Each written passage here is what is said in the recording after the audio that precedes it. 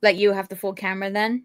No, you don't need to let me have the full camera because I'm just going to give it a little rundown because the trade deadline was hot and damn did I stay up late keeping tabs on it. I felt like I was watching the New York Stock Exchange. We got Dietz'd joining us to lead the party off. The cute queen is here. The boss man's in the house. And your boy might have done something at 1:15 this morning that might have the queen giddier than going to a Blackpink concert in a couple of weeks. I only got one question. What time is it? It's game time. I said, what time is it? I said game time. I said, what time is it? I said game time. And the boss man says, let's go. I can't do it. We'll do it live. Do it live. I'll write it and we'll do it live. Mister, will you please wake up, wake up, wake up, wake up, wake up?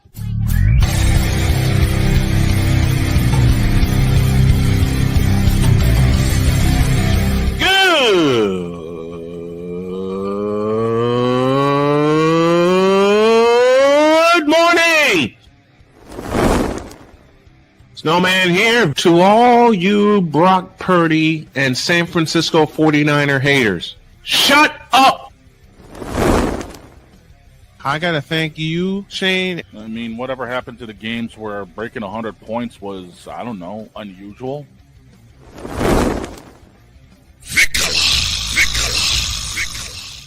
There was one word to sum up the All-Star weekend. Trays.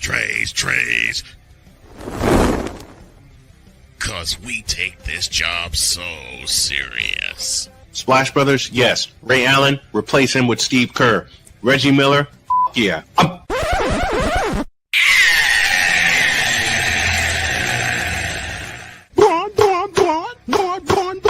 What in the all types of blue hell? Those fields have never been cleared. What the hell are we talking about?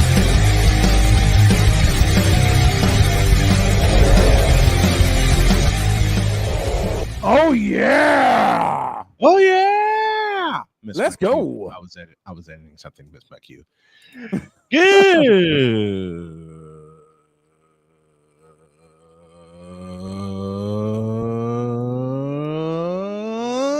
morning. The whole crew is here. Well, one member of the crew is missing. We'll dock his pay with Oh, he's here. He just showed up, so his pay is fine. Pay is fine. Welcome one and all to the fabulous, fantastic football Friday edition of Snowman in the Morning. Glad to have y'all with us, and we got a little announcement. We'll do it after this. This first hour is presented, of course, by Invader Coffee, fuel for the fearless. Use the code Snowman at checkout at invadercoffee.com, and you get $15 off. You'll get 15% off of your order. We got somebody waiting in the background. We got the queen up here. I'm sorry. I saw a moving truck outside that was moving a couch, and I got scared. Let me guess, you had to duck real quick, thinking it was coming for you. Yep. He had a couch coming at you, COD sniper style. Oh, I'm sorry. You thought it was my couch? Maybe. Yes. I mean, we always start off with "All hail the cute queen," so hashtag that. Flood the chat. Oh, I'm about to right now. Oh, we're gonna flood the chat. That's it. Persona 3 me. And speaking of the chat, that Sports Podcast Network rips the Band-Aid off with a party. What's happening, boss man? What's going on to that Sports Podcast Network? If you like what you see and what you hear, do us a favor. Drop us a cash app at $tallman.K50. That'll help me and my family. Drop us a super chat, and to help on the road to recovery, GoFundMe.com/Snowman's Road to Recovery. So what's this announcement you're teasing us with? Well, we're an hour early. Yes. And my next 3 words are as follows. This is permanent. 3-hour show starting at 10 a.m. Eastern. I'm all about it. I mean, it is football season. This is permanent. Now I got bring something up that Snowman and I talked about yesterday. Well, before you do that, Vic, we do have somebody waiting that might have his own take on what you're about to talk about. Oh, yeah, and the Thor stick is ready. Hey, open the doors of Valhalla. Open them up. I got the button, boys. Open them up. Doors off of Valhalla. Thornbreaker. Click. Boom. Passionate, Come after me. I'm a man. I'm 40. Unflinching. Let's go back to losing. Parking was easier. Unrelenting. They're not going to keep him off the field tonight. Totally. This one has a chance. Dietz'd.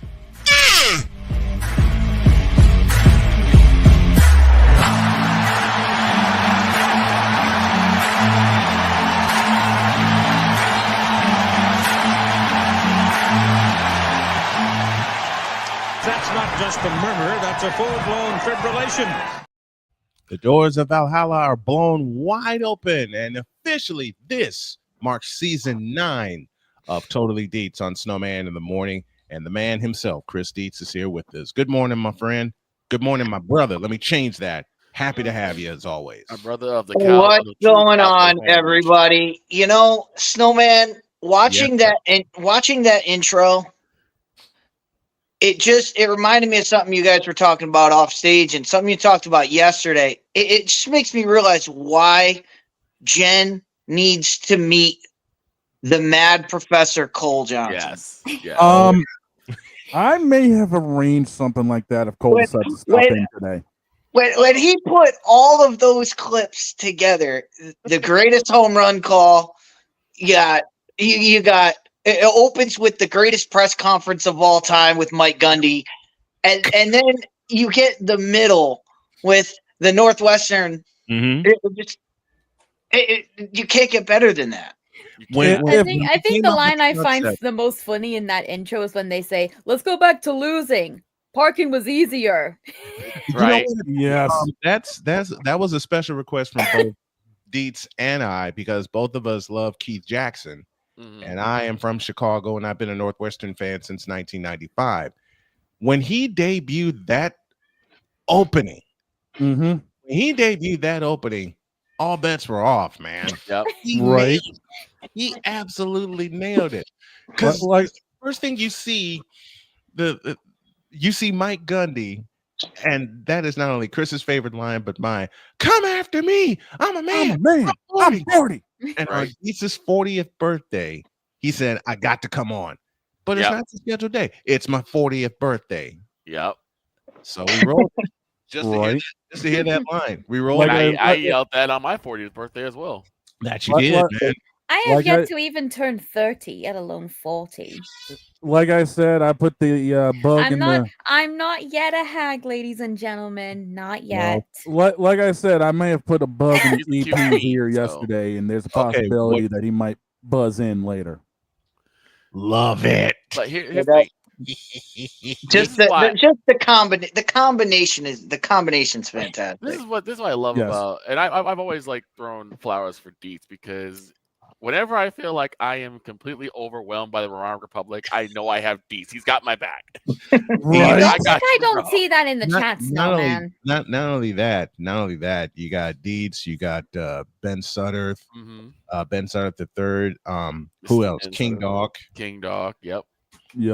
We got rational, realistic thinking Cowboy fans that join us throughout the course of the season, and then we get overwhelmed by the Moronic Republic, which results, as we had one day, in an endless amount of Moronic Republic jokes that we had throughout the course of the day, all the time.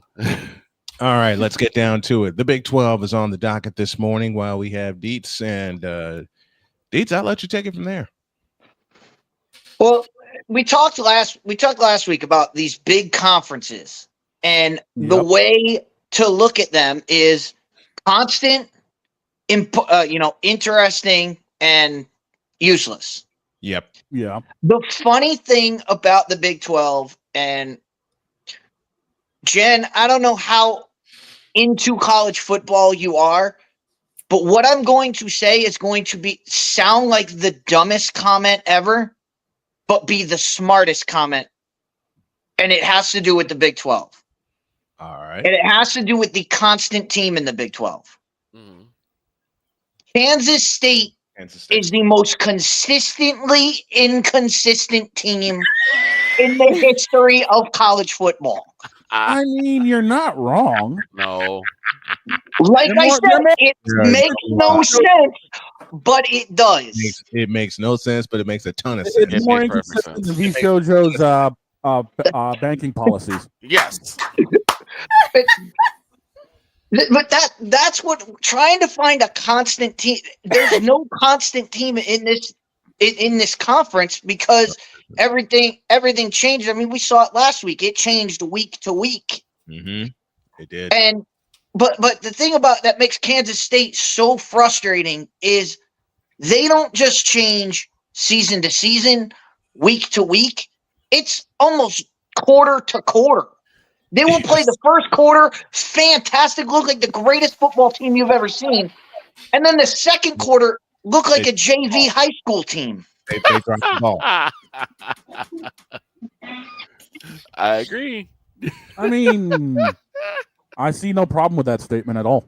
No lie to be found. I see no problem with that. So they're my constants in this. And then there's a whole group, there's a whole bunch of just interesting teams to talk about.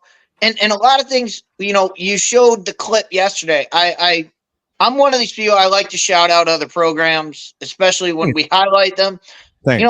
I watched the Playmakers program. Mm-hmm. Yeah, you showed the clip yesterday of them talking about the Big 12. Bearing down the gridiron. Bearing down the gridiron. And I just would like to say, after seeing your clip, I went and watched the clip that, to get the extended context before I take Playmaker to task, but he picked Colorado and just said, I'm picking Colorado. Well, the question I'm going to ask, Snowman, and it's the three-letter word I ask every time somebody says something. I don't care that he picked Colorado. That's fine. Mm-hmm. Why? Why? What reasoning do you give? Think about Colorado. Colorado comes in after for me, it was an encouraging season because I never got on that Colorado hype train that everybody got on. Prime train. And I said it's going to take time. They're going to have to develop. But to me, that loss to BYU in the bowl game was a deflating loss for a team. The game Snowman and I watched against Kansas was a deflating moment, and that was late in the season. And then throw on top of it, Shedeur Sanders and your Heisman Trophy winning wide receiver, they're no longer there. Right. So where are we getting predictions that Colorado is just going to that they're going to replace those two guys with better players and better talent? I guess they're trying to predict what the transfer portal is going to do in that situation. I'm not sure. Listen, the game that I was never on the Colorado hype train. No. Never. And people. You were never on the Primetime Express. I was never on the Primetime Express. Now, anybody who knows me or knows of me, I look at things from a football sense, not a color sense. And you all already know the rest of that sentence. I've had so many people ask me, "Why aren't you picking Colorado? They're the best team in the Big 12." Okay, prove it. That's all I said. Prove it. The thing is, after just a moment, after Coach Prime became a thing in Colorado, I immediately said there's one game that's going to knock him off his pedestal. And people said, no, they're going to run the table. No, they're not. They got to go to Oregon. And Oregon blitzed them. Then they moved to the Big 12 to try to find some easier way to win a conference title under Coach Prime's leadership, and they haven't done it. They get blown out by BYU in the most expensive bowl game ever. The bowl with the biggest, it's not even the playoff game that has the biggest payout. It was the Alamo Bowl. That has the biggest doggone payout. And as Dietz mentioned a moment ago, then I'll toss it to Victor. No more Travis Hunter. No more Shedeur Sanders. Nope. Now what? Here's the thing for me. I was kind of half on, half off. Like I was on there, like, do I get off? And I didn't get on. You did the first full season with because after the Oregon game, the first season, you did the first full season with me. Yeah, I wanted to believe that Coach Prime, because from what I was hearing, all these new things he was implementing, like, the guys didn't start off with numbers, he wanted to earn the numbers. I'm like, okay, that's a good thing to start off with. It is. And he would have these programs to teach them certain standards that you need to have, not just as a football player, but as a man. Problem and this is where I look at it. I don't think he had those kids' heart the way he thought he would. Yeah. And it starts with your own son. I'm going to just say this. I think Shedeur is in his own head. Yeah. In a negative aspect. And, I mean, you're not wrong. And Victor said that at the end of Shedeur's first season at Colorado. Right. When he crashed and burned as a quarterback. He didn't think he needed to learn anything else, so he didn't. Dietz, you said something earlier that's so profound and so true about being consistently inconsistent. That's been 2 years with Colorado, honestly. Yes. Because one game, you get Colorado blowing the doors off the joint, and then you get a game like Baylor, where they had to tie it at the horn. And what about the game in South Dakota, I think it was? South Dakota you get the game that they walk into TCU 2 years ago, beat them when they were an underdog by 17 points. Then you get BYU in the Alamo Bowl. Yeah. Then you get the Kansas game that we watched where they couldn't block anybody, and their defensive line seemed like their defensive line was starting 10 yards off the ball. And Kansas just ran every play right down their throat. That Kansas game, that the way that it started, and Deitch, you mentioned it, and I love the fact that you're going to be one of my partners this year. We did that whole game. I had two other games on here on my left, but Deitch gave me the note at the last minute, pay attention to Colorado and Kansas because it's going to make or break Colorado's season. Man, at first, during the first quarter, Colorado was holding Kansas to 2 yards a gain, 2-yard gain, 3-yard gain. By the middle of the second quarter, the holes that the Kansas running backs and quarterback had were cavernous. They were absolutely cavernous. They surrendered 36 points, Colorado did. They surrendered 420 yards of rushing offense. It got so crazy that Dietz and I were keeping a tally of how many yards they gained each run, talking about Kansas, and how many times Colorado would couple it with a penalty. Because there were like 6 straight plays that Kansas was to get like a plus 10-yard run, and then behind that was a flag on Colorado. There's Colorado in microcosm the last 2 years from a football standpoint. And this whole thing about Deion bringing the culture, all of that's been overblown. Yeah, Deion brought some culture to, but how about this? I think Deion recognized what was going on with his team. Why? Look who's not on the schedule this year. You're Colorado. You should be playing Nebraska every season. I don't care what conference they're in. Exactly. There's no reason to remove them. Why did they remove them? Because they got embarrassed by Nebraska. They got embarrassed, 28-10. They got embarrassed. That's the only reason why they removed Nebraska.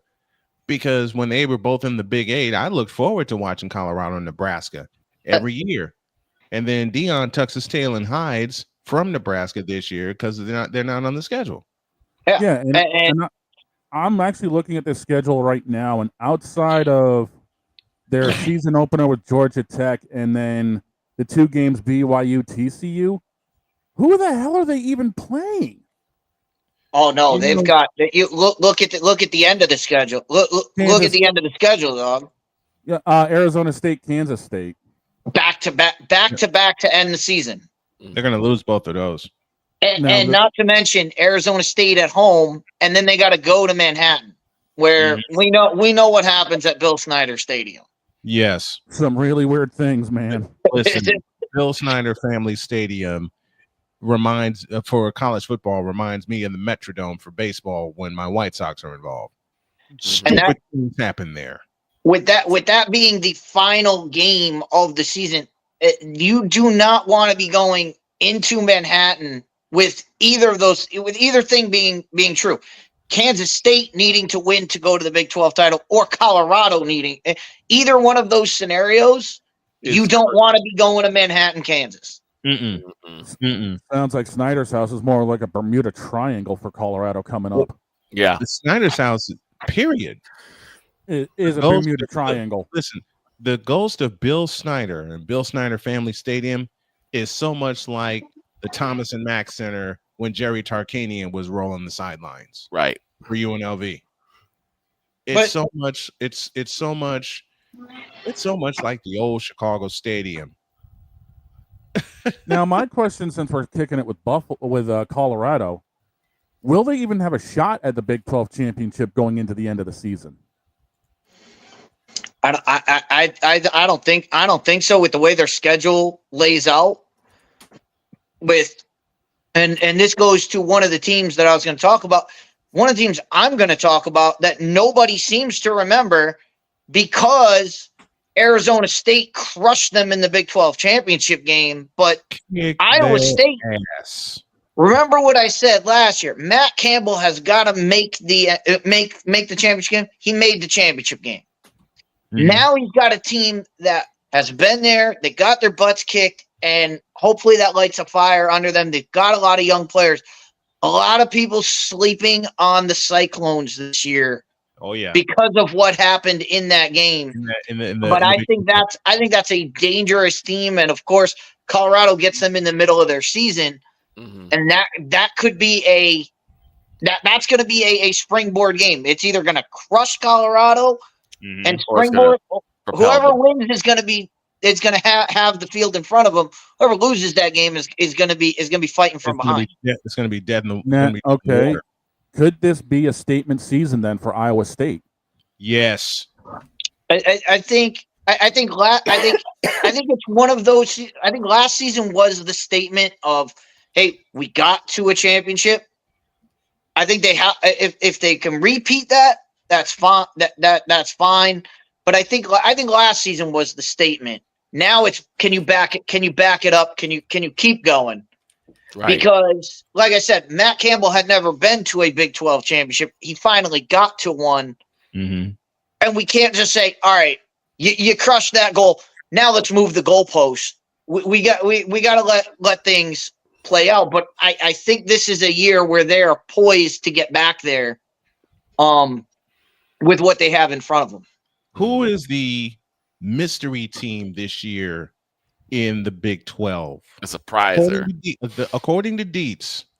Yeah, we'll add that in the Dietz segment. Well, the mystery team, that's the funny thing about the Big 12. And you saw it last, and again, another reference to Cole Johnson, who picked BYU in that clip that we saw.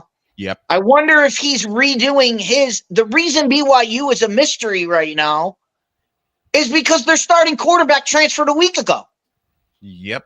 Like, yeah, that's not even after the season. We're a month away from the season, and the starting quarterback last year, who was all conference, poised to be an All-American talent, just up and leaves. Now, I don't have any insight. I didn't watch BYU spring game. I don't know if anybody outside Provo, Washington, Provo, Utah. I don't know if anybody outside of there watched their spring game. Do they have a success? Did they have a successor waiting in the wings? Was that why he transferred? Did he transfer because he didn't like the setup, or did he just say, I'm done with these Mormons, I'm out of here? Like, it makes no sense for a guy like that, for a guy with everything in front of him and what BYU had building.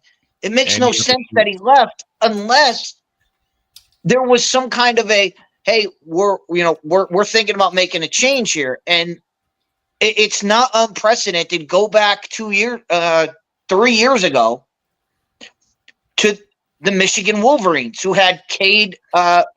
They had their starting quarterback lead them to a playoff, and they said, we got this guy JJ McCarthy, and he needs to play. And they made the switch to the backup 2 games into the season, go out and win a national championship. JJ McCarthy from our hometown, Chicago, Nazareth Roadrunner. Now, the Minnesota Vikings. Go on, Deeds. So I'm wondering if there was a situation in BYU, because I don't know that Jake Ratzlaff played amazingly last year, so we didn't really see the backup quarterback at BYU. So I don't know if they have a guy like that waiting in the wings, or if there was going to be a QB controversy going in, and the starting quarterback said, you know what, if they're going to flip flop us, I'm going to go somewhere where I can play and play right away. Well, I've got because it doesn't make sense to transfer a month before the season starts. Well, I've got their QB room in front of me. It's either going to be redshirt sophomore McCade Hillstad or redshirt junior Trayson Bogart. The biggest knock on Hillstad, 5'10" frame. Look at the Big 12 defenses. And Bogart's a redshirt junior, lack of mobility. Which is going to hurt him either way. And Retzlaff possessed both of those things. He had the height and he had the mobility. I mean, look what he did. Look what he did to Colorado in the bowl game. Yep. And the third option is Bear Bachmer, a redshirt freshman who transferred from Stanford. Well, like I said, we haven't seen any of these guys because of what BYU did last year. We didn't see any of these guys on the field, and as I've told Snowman over the 9 years I've been on this program, I'm not going to make any judgments until I see somebody on the field. You can tell me what somebody looks like, what somebody's played like all day long. Until I see it on the field, I'm not going to sit here and say, well, they made a mistake, or they got rid of this guy. I want to see what they put out there, but that makes them a mystery because we don't know who the quarterback is. Right. It sounds like either one of them could be a big liability for BYU going into the season. Yeah, they could have a couple of liabilities. A couple more teams to look at, then we go to our first break. Arizona State, your thoughts on them? Arizona State is as close to getting into that constant realm as you can get with what they had last year, with Sam Leavitt coming back, with all the hype. But now all the hype is on Sam Leavitt. Right. You saw what Sam Leavitt was last year. He managed the game great, and he had Scatabo behind him. Yeah. When things got scary, he could hand the ball. He could hand the ball to his running back and know that his running back wasn't going down. Who do they have this year? They brought in a guy. I think they brought in a guy from Cal who can run the football. So they brought in some transfer guys to try to make up for that. But now the spotlight is on Sam Leavitt. Yeah. And how does he handle that spotlight? I think they're going to be a team that's in the Big 12 championship game. It's going to be, who do they play in that game? All right, let's make our predictions right here. Chris Dietz's Big 12 championship game says, with what I said at the beginning, at the beginning of this segment, completely inconsistently, but I'm going with them. I'm going with Kansas State. I think that final game is what it comes down to. That final game, home against Colorado, is the one that jumps them into the Big 12 title game. All right, I'll take the next one. I can't trust Kansas State, at least not right now. So there's no trust in them, but I got. Remember, this is only August 1st, folks. All right. I can't believe 27 days and I'll call my first college football game of the year. Yikes. Yeah, we're getting close. Can you believe that? But I have to go Arizona State, Iowa State till I see different. I have to go Sun Devil Cyclones for my Big 12 title game in Dallas. To the dog. Who we got? I got to agree with you. Give me Arizona State, Iowa State, but I am actually also going to keep my eye on BYU because I want to see if they can flip the liabilities into a sure thing. Because if the quarterback room can actually get their act together, I think BYU could be real dangerous, and Colorado's going to have a problem with them coming up in their season. And the one thing those liabilities have that a lot of teams do not is Chase Roberts at wide receiver. Mm-hmm. He is a proven guy who can catch the football. So if they throw it anywhere near him, he's going to catch it. Yeah. So that's something that a lot of guys who come in, they don't have that go-to target. Chase Roberts is that target. All right, Victor. What's up for us? I'm going to roll the dice, and I'll go with K-State. They're very inconsistent, but I think this might be a year that we look at them seriously. This might be the year where they say, take us seriously. All right. We got our picks for the Big 12 and the Big 12 championship game. What are yours? Put them in the chat down below. Or, well, I'll explain that option later. I don't have the read in front of me, so I can't do it. Christie's joins us as he does every single week. It'll be Thursdays beginning next week, talking all sorts of college football. And his segment will be extended to an hour over the course of the coming weeks. Yes. Matter of fact, it'll happen right after kickoff because we're going to have a lot of football to talk about. Deeds, I love you, brother. Thank you so much for taking a chance on me, on us, on this show. And thanks for sticking around into your 9th season. I absolutely adore you. Thank you, brother. Appreciate it. Absolutely. And one programming note, you mentioned that first college football game. The first college football game, August 23rd in Dublin, Ireland, Kansas State versus Iowa State. Oh, Lord. Now that's an early wake-up call. Yes, now my wheels are turning. Good grief. Thanks, Deeds. No, I'm kidding. I might strap on the headset and have Deeds join me for that one. We'll just see how consistently inconsistent Kansas State will be. Thank you, brother. Appreciate you. Absolutely. Have a good one, guys. Thank you. Passionate. Come after me. I'm a man. I'm 40. Unflinching. Let's go back to losing. Parking was easier. Unrelenting. They're not going to keep him off the field tonight. Totally. This one has a chance. Deeds.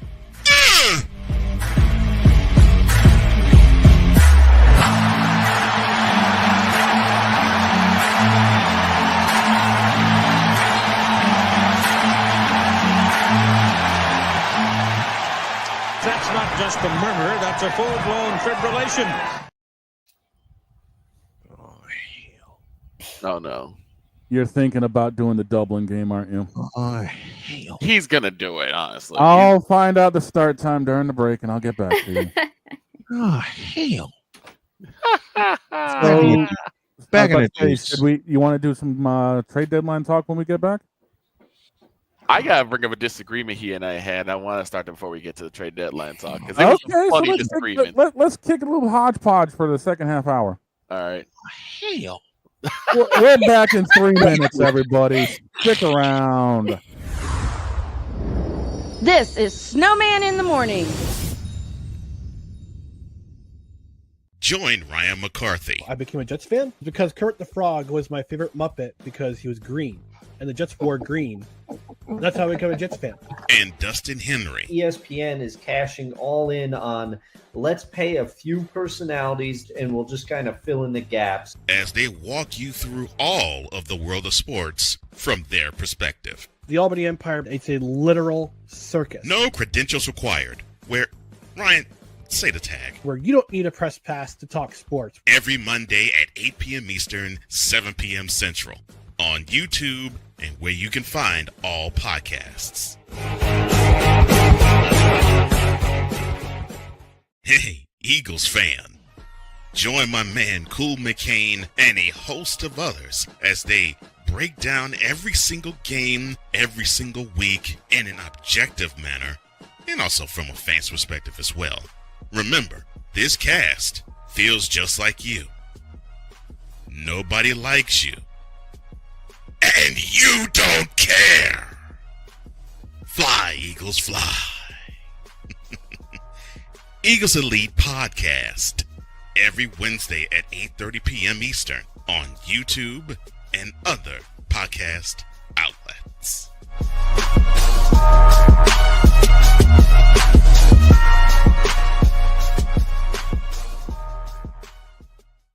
In times of economic uncertainty and chaos, your money means nothing. You may not even be able to get it from your bank or ATM.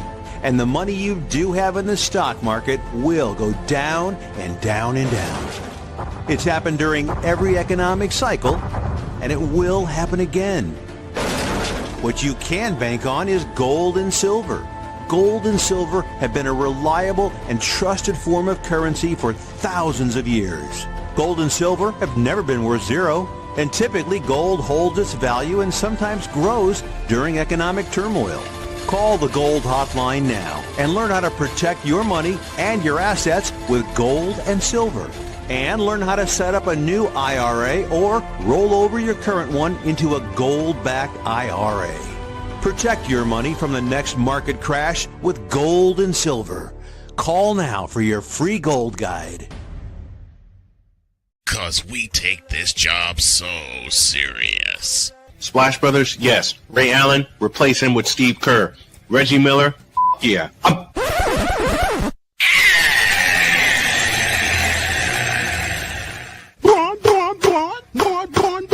What in the all types of blue hell? This is Snowman in the Morning. I swear we need to rename that seal gun run. I'm sorry, rename him what? We need to rename that sealed gun run. and Jen, a quick question. Why the you lying? Why you always lying? Oh my gosh. Stop lying. Always.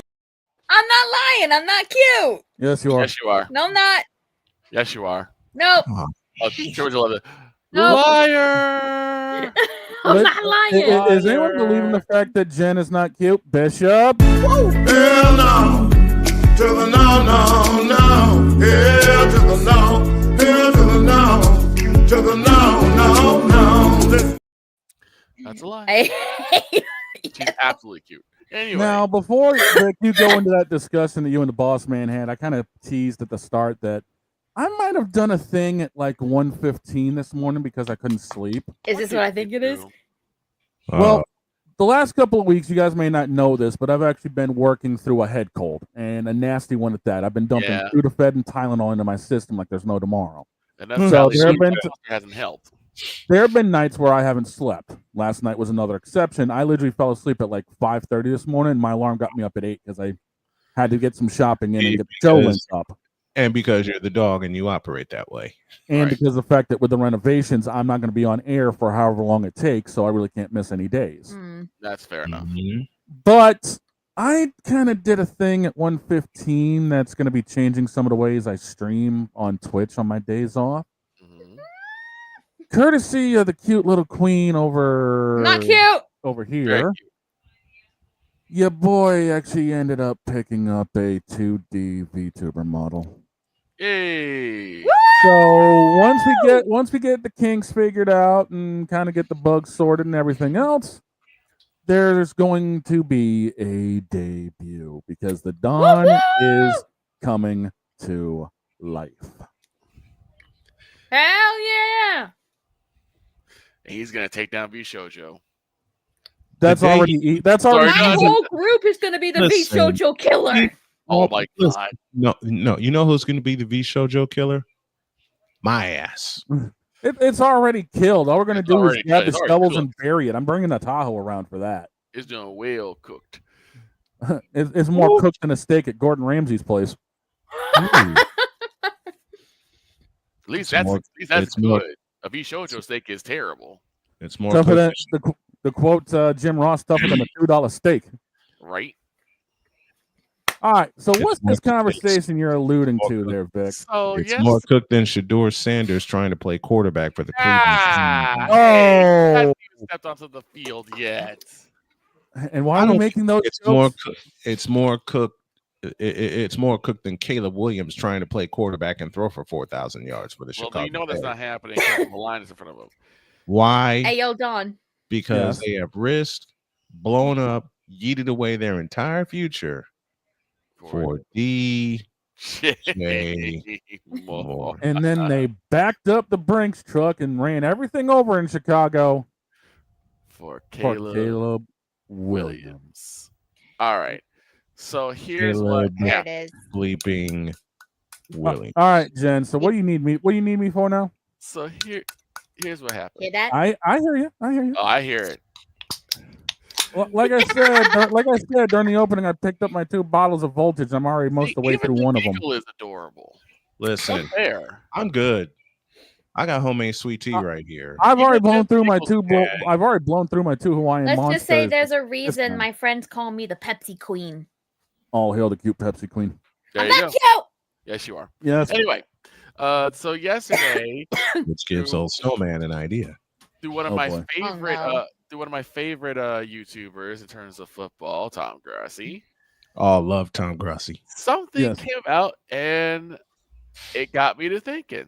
So apparently there's rumors that Terry McLaurin may want out of Washington. And one of the landing places is New England. That's why that's a thought that just went in my head. I'm like, what if he ends up in New England? Now, I sent this to Snowman, and I'm going to actually pull up the actual quote he told me.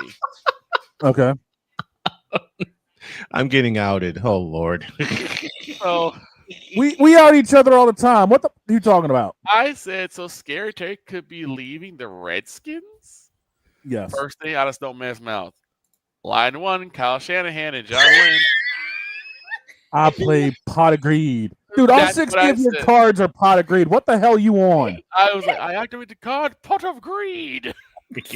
What the hell is why the hell is your deck all 60 cards all pot, man? Like what the hell? That ain't come on now. He's like, and he's like, what? Greed. We're flying around here. We're not even getting the scraps that the vultures get, man. I mean, we're going hungry here. Not even close. Hey, everyone is not going to San Francisco. No. However, my thought was exactly what Dog thought. What if he has to go to New England? The only other landing place I have heard for Terry is Las Vegas. That ain't happening. I don't know if they're a mess. And it's a good question though, and I'm bringing this to everybody. Okay. Why do you think Dear Kyle Shanahan? Shut up. Reed, stop it. I will shut that down right now. Shut up. You guys do not need any more help. We need the help we can get up here in New England. In all seriousness, besides New England, I have 2 other stops for Terry McLaurin. Because there could be a way they could work out a deal, but that's down the road.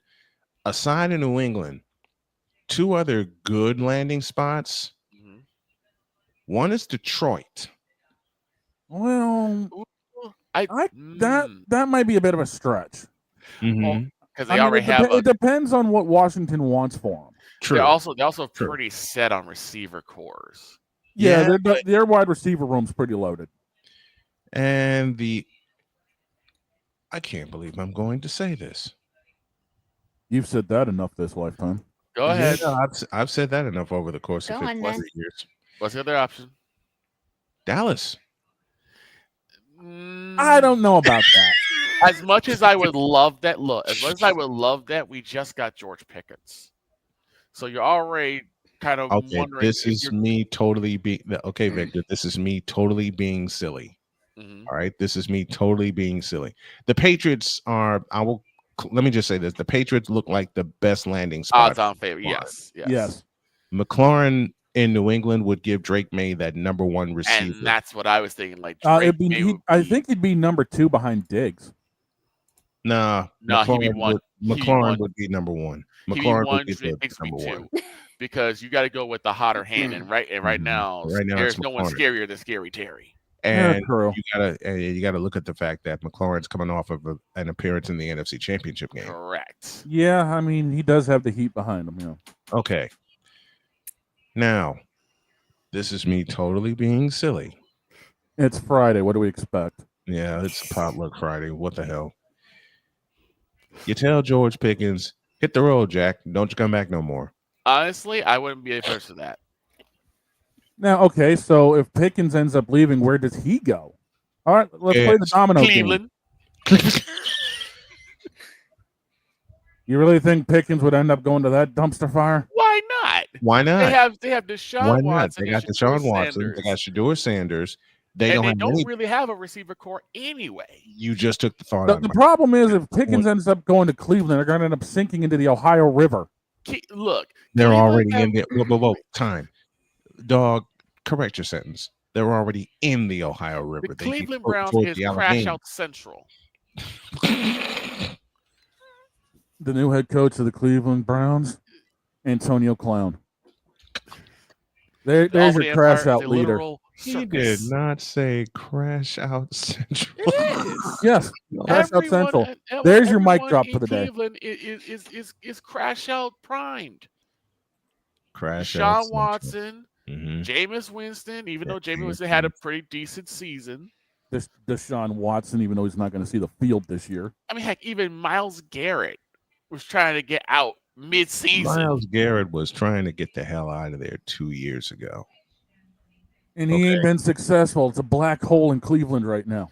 Right. They suck you in, and they don't let you out. Look, I look at the George Pickens, and I even said the George Pickens sign is like this. He's got a well-sprouted talent. Can make catches most people cannot make. Right. It's his mental that bothers me. At least with Terry, you know that he's a more level individual. And I personally wouldn't mind seeing Scary Terry on one side and CeeDee Lamb on the other. You throw in some Kevontae Turpin, and you have yourself a pretty good receiver core. But then again, I do worry because is Dallas. And Gerald has enjoyed himself a whole lot of Jack these last few years. And the other issue is who would throw to him? Dak. Dun dun dun. Because the graphics, though, man. Because quite frankly, yes, Dak, it is you. It has always been you. It is you now. It will forever be you. Forever and ever. Amen. Now, I would hope that if that were to happen, if somehow the Cowboys were to make a magical steal and jettison Pickens for McLaurin, it might give Dak a little more confidence that he can, make a more ballsy throws. Because he knows that either CD or Terry would get it. Because if you give Terry McLaurin a 50-50 ball, he don't get it. He'll get it. He will get it. This is total. Now, I've already said on record that the most likely landing spot for McLaurin, should a trade happen, would be New England. New England has the most assets to offer. Now, my first question when it comes to Dallas getting him is, wouldn't Dak have to get his balls out of Gerald's safe first to end up making those throws? It would have to. Actually, it would probably the one thing that would probably force Ryan Schottenheimer to do it for him. Guys, if I get safe crack. Guys. Jonathan, I saw You've that. seen that as well, huh? Welcome to Cleveland, the hometown of Mega Divas, Yao Kang, The Miz, Deshaun Watson, Shedeur Sanders, George Pickens would fit right in. And let's not also forget Cleveland is also the hometown of that idiot that created Prime Logan Paul. Oh, jeez. I've made a severe and continuous lapse in my judgment, and I don't expect to be forgiven. I made a lapse in judgment. I drove through Cleveland. It stinks. My incident wasn't a lapse in judgment. It just happened to be on the route on the way back to Sandusky from Chicago. I had to ride through Cleveland. I even got mad. Like, why would you even think of driving through Cleveland? He's like, it was on the way. Oh, come on, you have to admit that was a good point to make fun of Logan Paul. Oh yes, Logan Paul is like V Shoujo, endless jokes.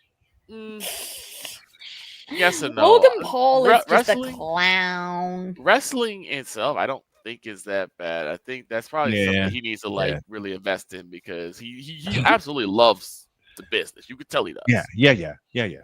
Here's the thing. I love the thing. you, First Apis. off, Jelly Roll's going to kick his punk ass on Saturday.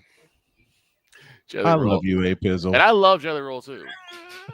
Look at this. Well, it's to paraphrase Apizzle when it comes to Cleveland, well, they effing suck. Well, no, it's like it's Cleveland. It's just there's only It's one just good thing there. named Cleveland. And he had a show back in the early 2000s. The Cleveland show. Exactly. Oh my gosh. Have we not had fun today, folks? And to think that we're coming into the close of period 1. Can you believe that already? We've flown through this first hour like it was nothing. Yeah. What's it better?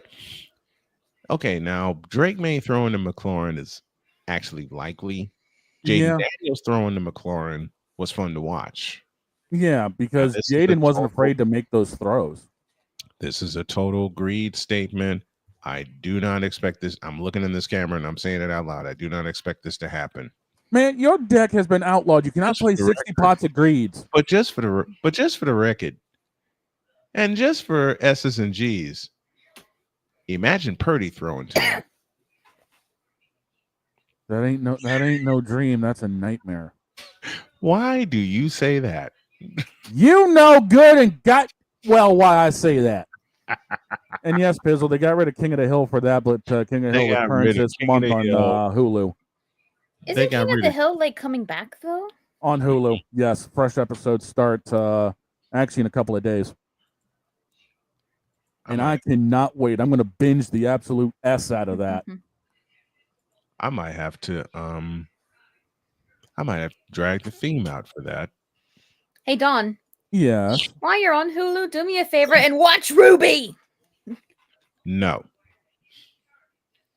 Really? I was asking Don, not Snowman. Really? I need more caffeine. Excuse me one second. Excuse me.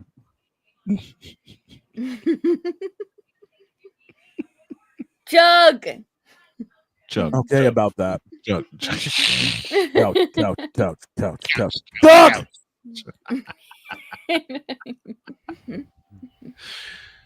What do we like? Purdy. Matter of fact, imagine Brock Purdy not only throwing, Purdy having McLaurin in that arsenal. No. I already told him his deck was illegal. He can't have 60 pot of greeds. Right. Let's see. You got Ayuk. Then I got a sillier thought. Spectre would have definitely been on his ass about that. Yeah. I have a sillier thought. Being? Imagine Jalen Hurts throwing to him. Oh no. Imagine Patrick Mahomes throwing to him. That was my next one. Hell no. Is that actually a good idea? Bishop, I need you again, please. Hell no. To the no, no, no. Hell to the no. Hell to the no. To the no, no, no. And yes, we've been singing that in Discord from time to time. I know. Yes, we have. I know. Sometimes you'll just hear it at random on my streams. We just randomly start singing that. Yeah, So, Napoleon will start it, and then we all just jump in and They finish got it. outlandishly. What if could you picture Josh Allen throwing to him? No, the Buffalo Bills aren't that smart. I'm sorry, Josh Allen. Listen, Josh Allen's good, but he ain't Jim Kelly. Here's what I get under Brian's skin. What if Aaron Rodgers throwing to him? Dear God, stop it. Get some help. Thank you. Okay. Well, about Anthony Richardson or Daniel? So I realize. Okay, you said Daniel Jones. I can forgive you. I mean, AR or Daniel Jones. Because I'm asking, what if Scary Terry goes to the Colts? You know, that wouldn't be a bad upgrade. And it wouldn't be that much of an upgrade. It would just add to an arsenal. We just have to decide who's going to throw to him. Right. Why? Yeah. Because, yes. No! What did she do? What did I do? I hadn't put the absolute random drop. Bang. I had to. Do? You're fine. I just had to push that button. You know, Jen's gonna start doing the wise voice. Whatever do to you? Jen, wait a minute. No, I got the perfect one. I got the perfect one for what Jen's thinking right about now. I don't remember asking you a thing. That's about right. That's about right. Damn, I'm literally just becoming a punching bag around here for no reason. No. In here, No, you ain't a my punching community. You ain't no damn punching bag. What the hell you talking about? You are not a punching bag, okay? Okay. Why do you keep bringing that thing up when it has literally nothing to do with me? Because it's funny. But it's fun. Now, it could be worse. I mean, you could have Scary Terry being thrown to by Kirk, 2 Chainz's cousins. Oh, dear Lord. I don't even know Wait who a this minute. Scary Wait a Terry minute. person is. Wait a minute. Scary Terry getting thrown to by 2 Chainz? English, do you speak it? No. No. Scary Terry is the number 1 wide receiver with the Washington Commanders right now. Terry McLaurin. Definitely a sought after target. Definitely an athletic receiver. He's officially asked for a trade. He's officially asked for a trade. We're being silly. So Mike, as his mic just decides to cut out and mute itself randomly. His mic just cut out. Victor's mic literally just said, "Shut up, bitch."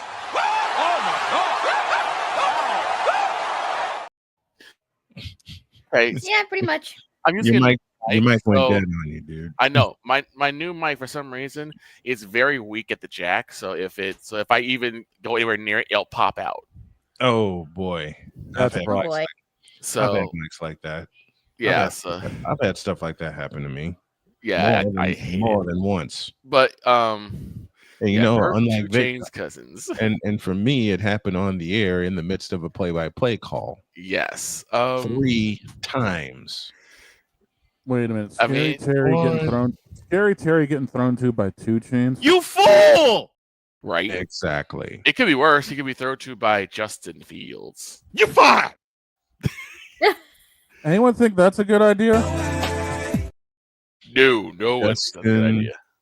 The New York Jets are have trusting Justin Fields. Yep. Red? Bitch, please. We'll begin hour 2 there after this.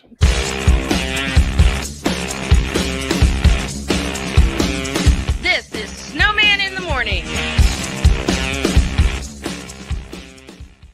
Join Ryan McCarthy. I became a Jets fan because Kurt the Frog was my favorite Muppet because he was green, and the Jets wore green.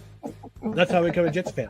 And Dustin Henry. ESPN is cashing all in on let's pay a few personalities and we'll just kind of fill in the gaps. As they walk you through all of the world of sports from their perspective. The Albany Empire, it's a literal circus. No credentials required. Where, Ryan, say the tag. Where you don't need a press pass to talk sports. Every Monday at 8 p.m. Eastern, 7 p.m. Central. On YouTube and where you can find all podcasts.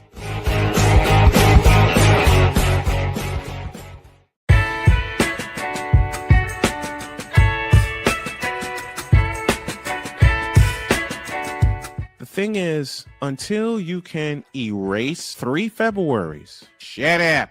Bang! Quality over quantity. LeBron has beaten some of the best competition in NBA history. He's the GOAT emoji. I will not cuss. I will not cuss. I will not swear. I will not swear. Where sports is the base, life and fun are the results. This is the Brian Snow Show. Your afternoons just got better with the Brian Snow Show. Weekdays, 4 p.m. Eastern. Come on aboard and enjoy the ride, folks.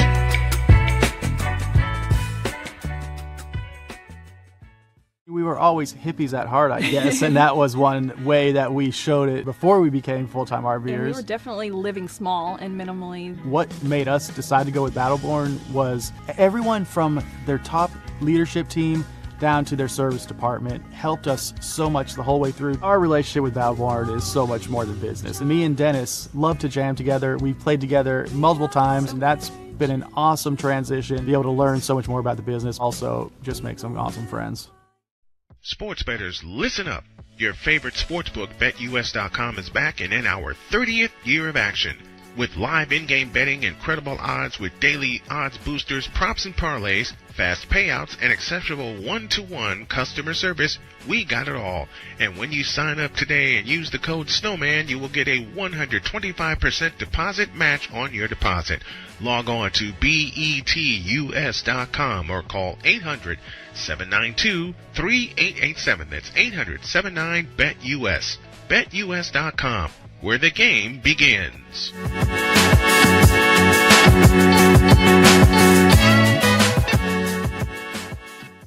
Join the transporter to Hades. Your butt and gut becomes one.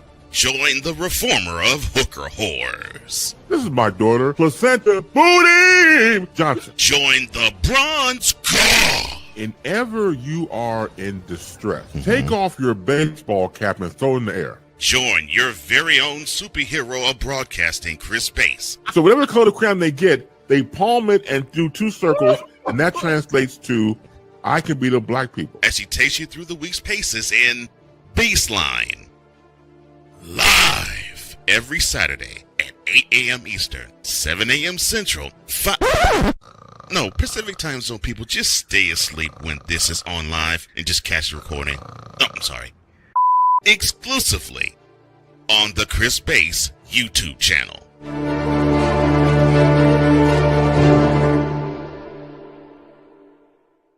SeatGeek is the ticketing app for fans like the high five strangers got, game-winning interception, first down, just a nice solid tackle. If you're in arm's length, you will be swapping skin with this extrovert. You see, he knows SeatGeek got him a great deal on tickets, so he can focus on what he does best, smacking palms. SeatGeek handles the tickets to sports, concerts, and more, so fans can fan. If you're the kind of person that likes to drive a lot, and your car is a little bit older and out of the normal warranty, keep listening. What's going on underneath the hood of your car?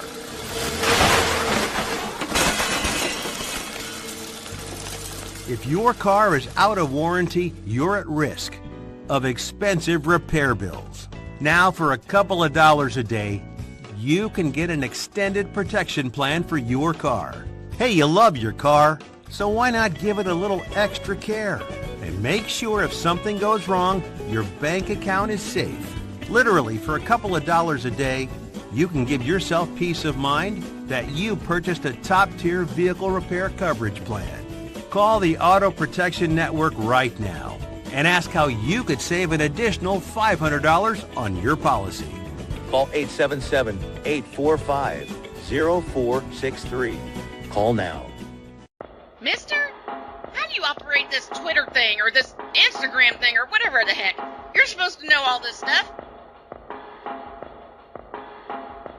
Anyway, welcome back to the show.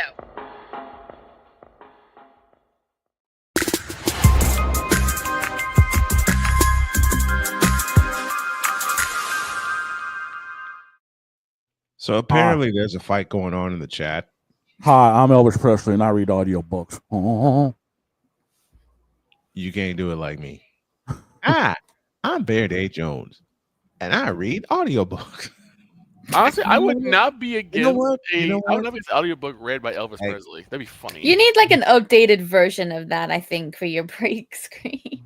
Yeah, since we're going to 3 hours, we're gonna have to call them period breaks. We're gonna have to update that. Okay. You're welcome. Oh, man, Abe Pizzle.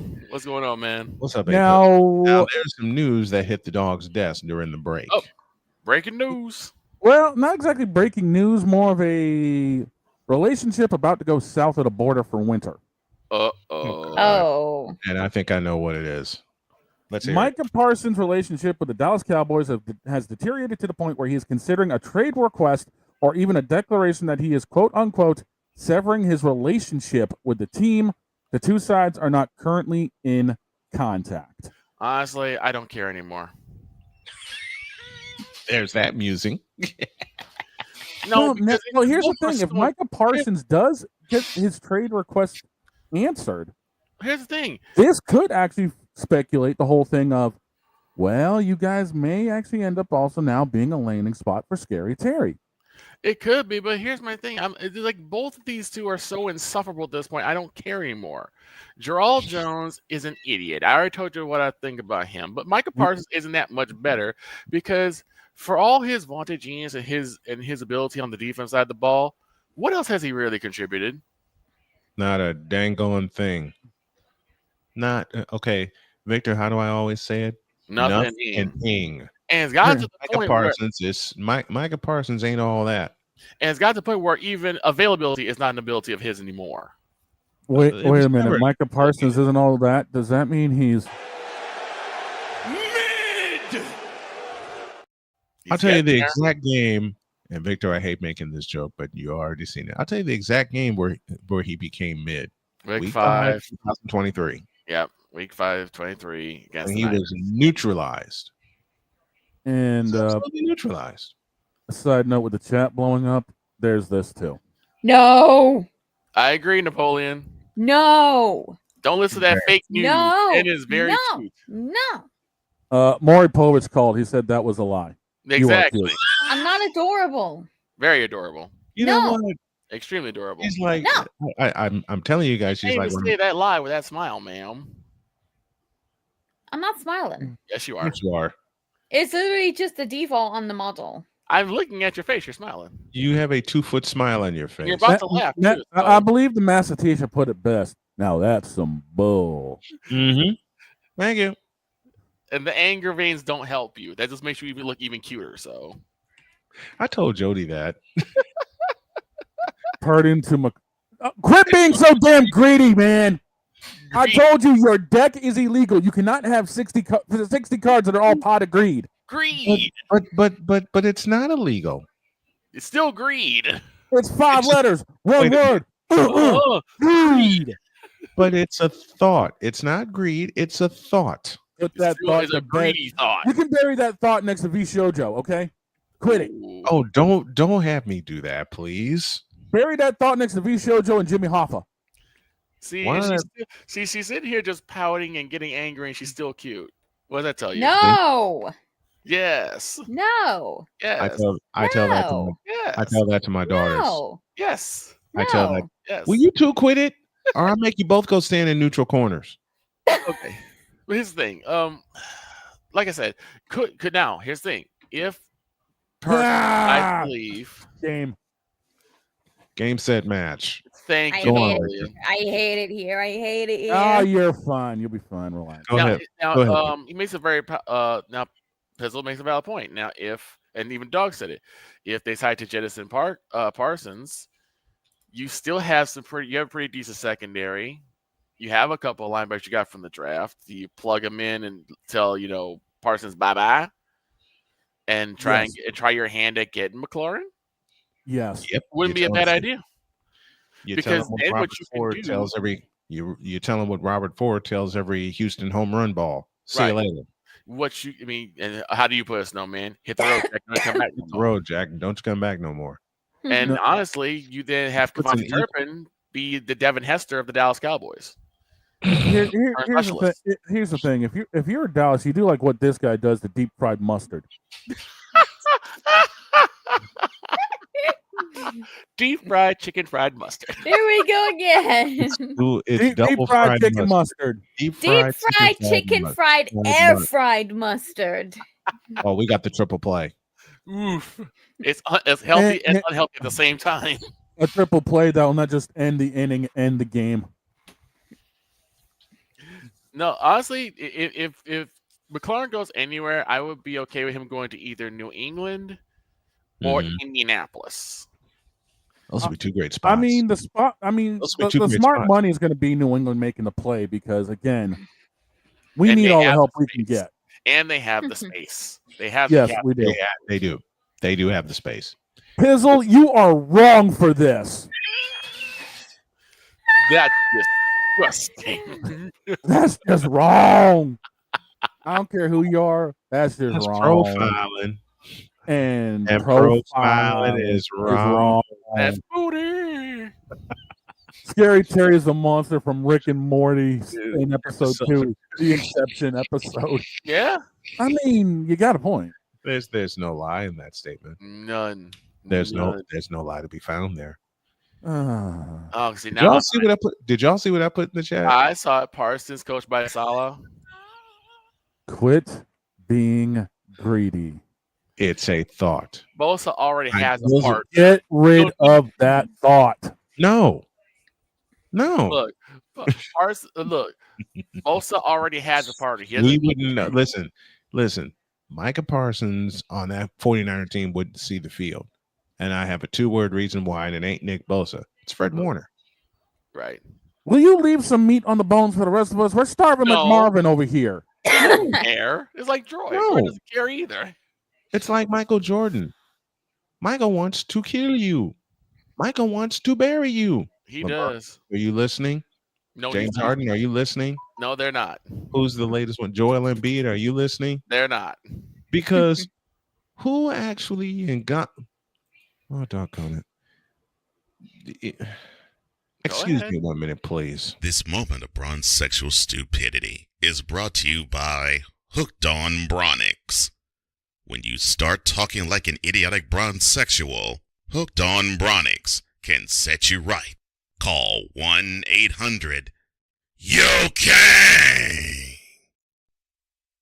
Real LJP now approve all this. Somehow paid for by the city field. Napoleon, really? We added another way to fry mustard, deep fried, chicken fried, air fried. Why? Why do we have all that? Because yes, Robert, it is you. It has always been. Father, shut up. Mustard. Yeah. I think he just. Mustard. I think Mustard scared Snowman off for a second there. I got stuck. And then Deed says this. Mike Price leaving the count. So he's clearly on his way. Wait, Michael Parsons is leaving the Cowboys for one reason only. Yours truly was gifted a Michael Parsons jersey this off season. Don't do that. And the other thing, and the other reason why Parsons won't fit with the 49ers, he can't wear number 11. Brandon Ayuk's wearing number 11. And I'm surprised. Well, yeah, and I'm surprised that we haven't done a yes or all it is you yet. I'm surprised we've done all that. We don't need that yet. I think all it would be is a big old bottle of Jack Daniels just in the middle of the screen with yes or all it is you. You know what we can do for you know what we can do for Jarrell? This is why you don't drink. The reason why, yes, and here's the reason why Jarrell Jack Daniel Jones' basketball acumen is about the same as V. Shojo's moral capacity, but we won't talk about it, so you didn't hear that from me. Oh no! Damn, that's just wrong. Hey, at least you weren't drinking water this time. Because yes, LeBron, it is you. It has always been you. It always will be you. Somehow, amen. Somehow we knew that was coming. Somehow, Cowboy Song went to yes, LeBron. It is you. Well, here's the problem about here's the problem talking about the Cowboys. This has been yet another beating a dead horse presentation. Well, I better start getting kicked now because it's gonna be coming. It's gonna be coming in about a month when the season starts. In about a month. Philadelphia ends up putting that on their Iron Sheik boots. Week 1. See, week 1. You guys got trolled. I did. Oh my God, this is so wrong. Who's been saying that more than me? Just put the Jerry Jones picture from South Park with the slide. Yes, Jarrell, it is you. That's just wrong. Wait, who's been saying that more than me? I mean, we all know Philadelphia's going to put the Iron Sheik boots on and kick you all in the ribs about 9 different times. I've been saying that we've been trolled by the schedule makers 2 years in a row.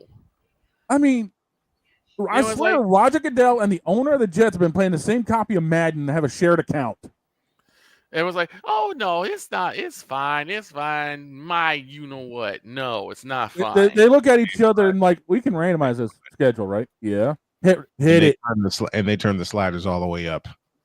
Yeah, all the way up to troll. Everyone else's difficulty level is at rookie. We're the only one at all Madden. Yes. Yes. Just yes. Just flat out yes. Just yes. Yes. I'm gonna get kicked around, and I gotta duck See, why do you couches have because a cute woman over here keeps throwing couches at me. Now, whatever do do you mean? Whatever do you mean that you're gonna keep getting kicked this season?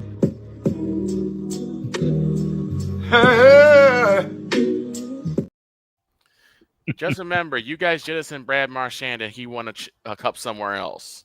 Ouch. Ass. Ouch. You ass. And you still haven't got rid of such of 38-day-old Mayo. Why do you think we have the deep fried mustard? Or Tuukka Rask. Oops. See, I didn't bring up Tuukka Rask. I didn't even. I will. I will. What I ever do to you? Or Tony Grant. Or Tony Grant. What I ever do to you? What I ever do to you? Tam.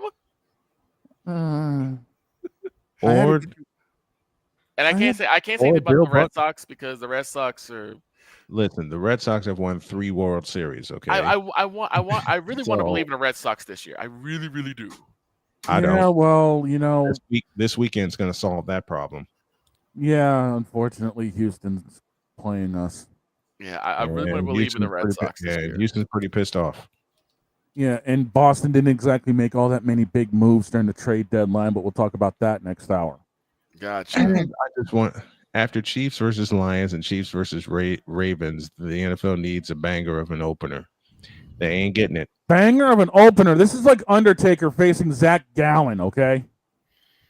It's like Undertaker facing This is Undertaker facing Muhammad his Hassan. rookie year. I hate to say it, but it seemed like the NFL decided to pull a Teddy Long and saying, "Yo, going one-on-one with the Undertaker." That would frighten me. It frightened a lot of people. Why do you think Teddy Long used it? That would explain why you're going one-on-one with the Undertaker. I quit.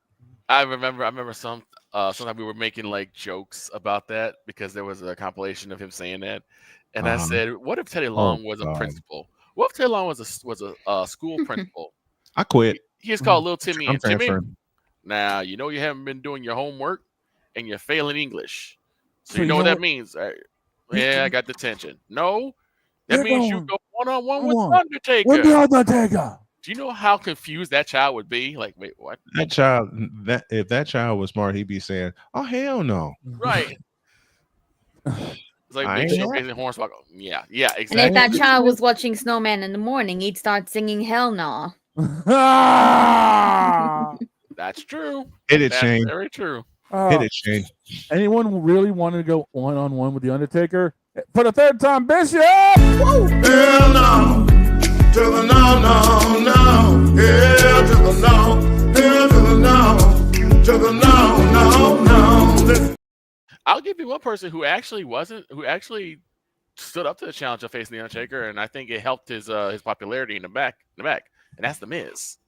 Yeah, true. Because you gotta remember, the Miz at one point couldn't dress in the locker room due to a chicken incident.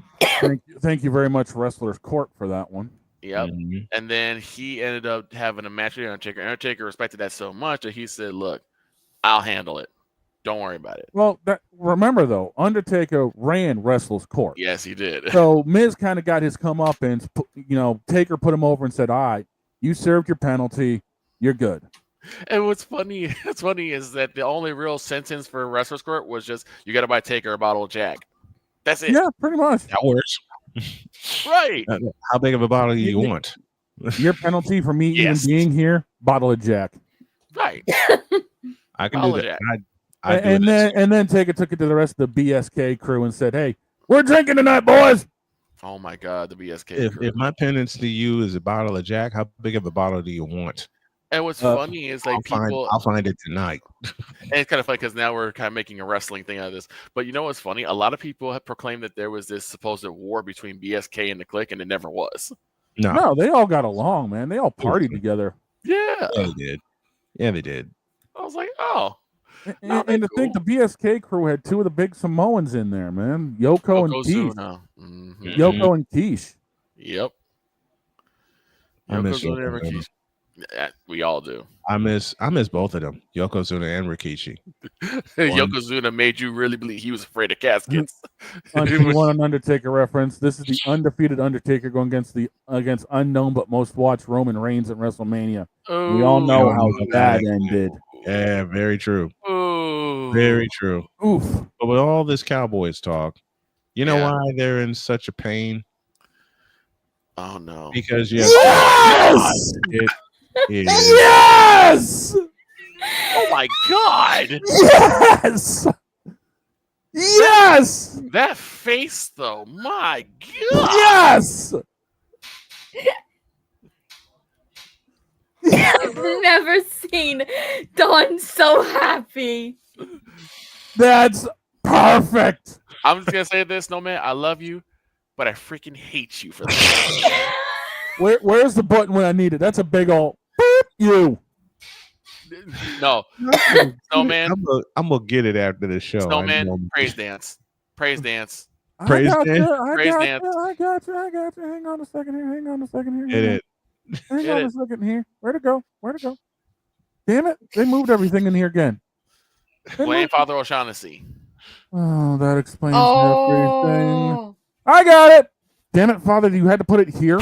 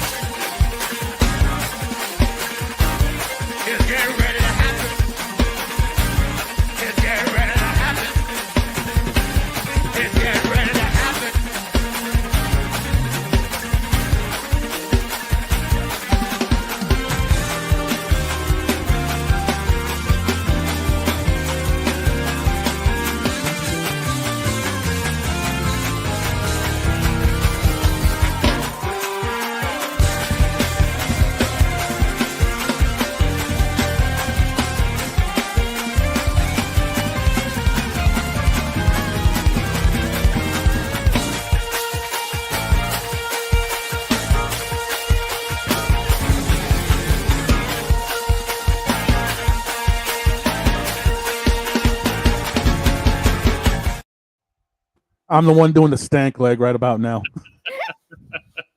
I was hoping y'all enjoy that one. Good. Them eyes, those messed with me. That's staying in the damn truck. I'm locking that one in the bed cover, man. That's staying in the truck. Yeah. Hey, look, Dietz gave me the suggestion. I ran with it. That man was like, he wasn't even eating mustard. He was eating bricks of cocaine. He was eating bricks or something. So that's where all my cocaine went. I mean, I was wondering over here. All of it. All of it. Between 2 people and 4 nostrils. All of it was all gone. Oh, hell no! I thought I was going crazy because I thought I heard the father then. No, man, it's Tony Montana. Oh. Okay, I am crazy then. Tony Montana's not Joe Montana. Tony Montana needs to leave the office right now. You can't tell Tony Montana what to do. I already whooped the Don's ass for even being here. Tony Montana versus Father O'Cochran. That's a match we do not need. And I'll throw you out by the skin of your ass if you have any skin left. Will you get out of here? We need a break. Yes, we do. We need. I need to mentally recover from that picture. You know why? You know why we need a break?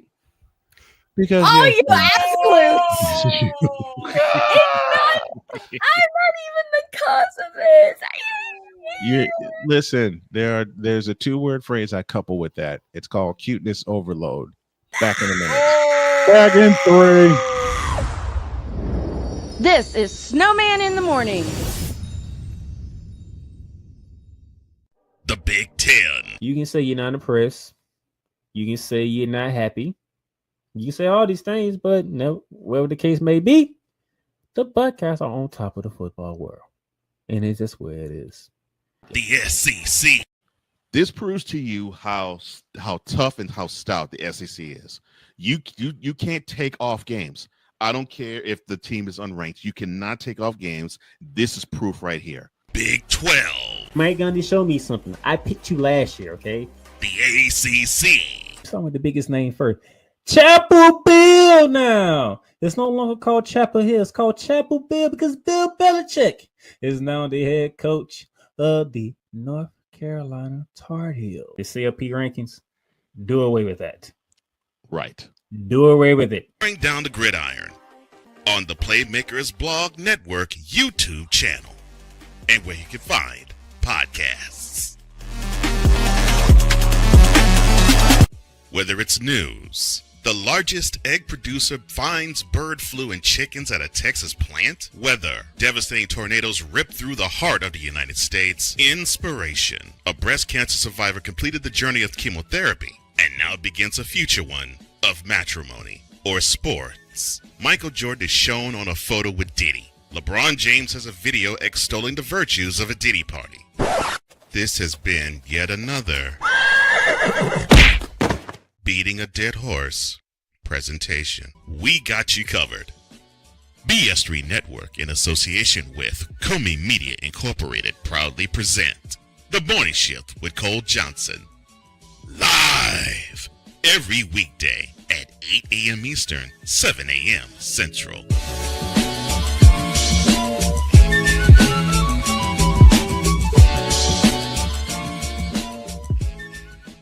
Hey everybody, Snowman here. Looking for the best way to experience live events? Well, SeatGeek has you covered. With just a few taps on your phone, you can find the best seats for concerts, sports, theater, and more. Don't miss out on unforgettable moments. Download the SeatGeek app today and get ready for an experience like no other. Each ticket is vetted for authenticity and ranked on a 1 to 10 scale. And right now, if you sign up and use the code Snowman, you will get $20 off of your first purchase. That's only through the power of SeatGeek, where fans can fan.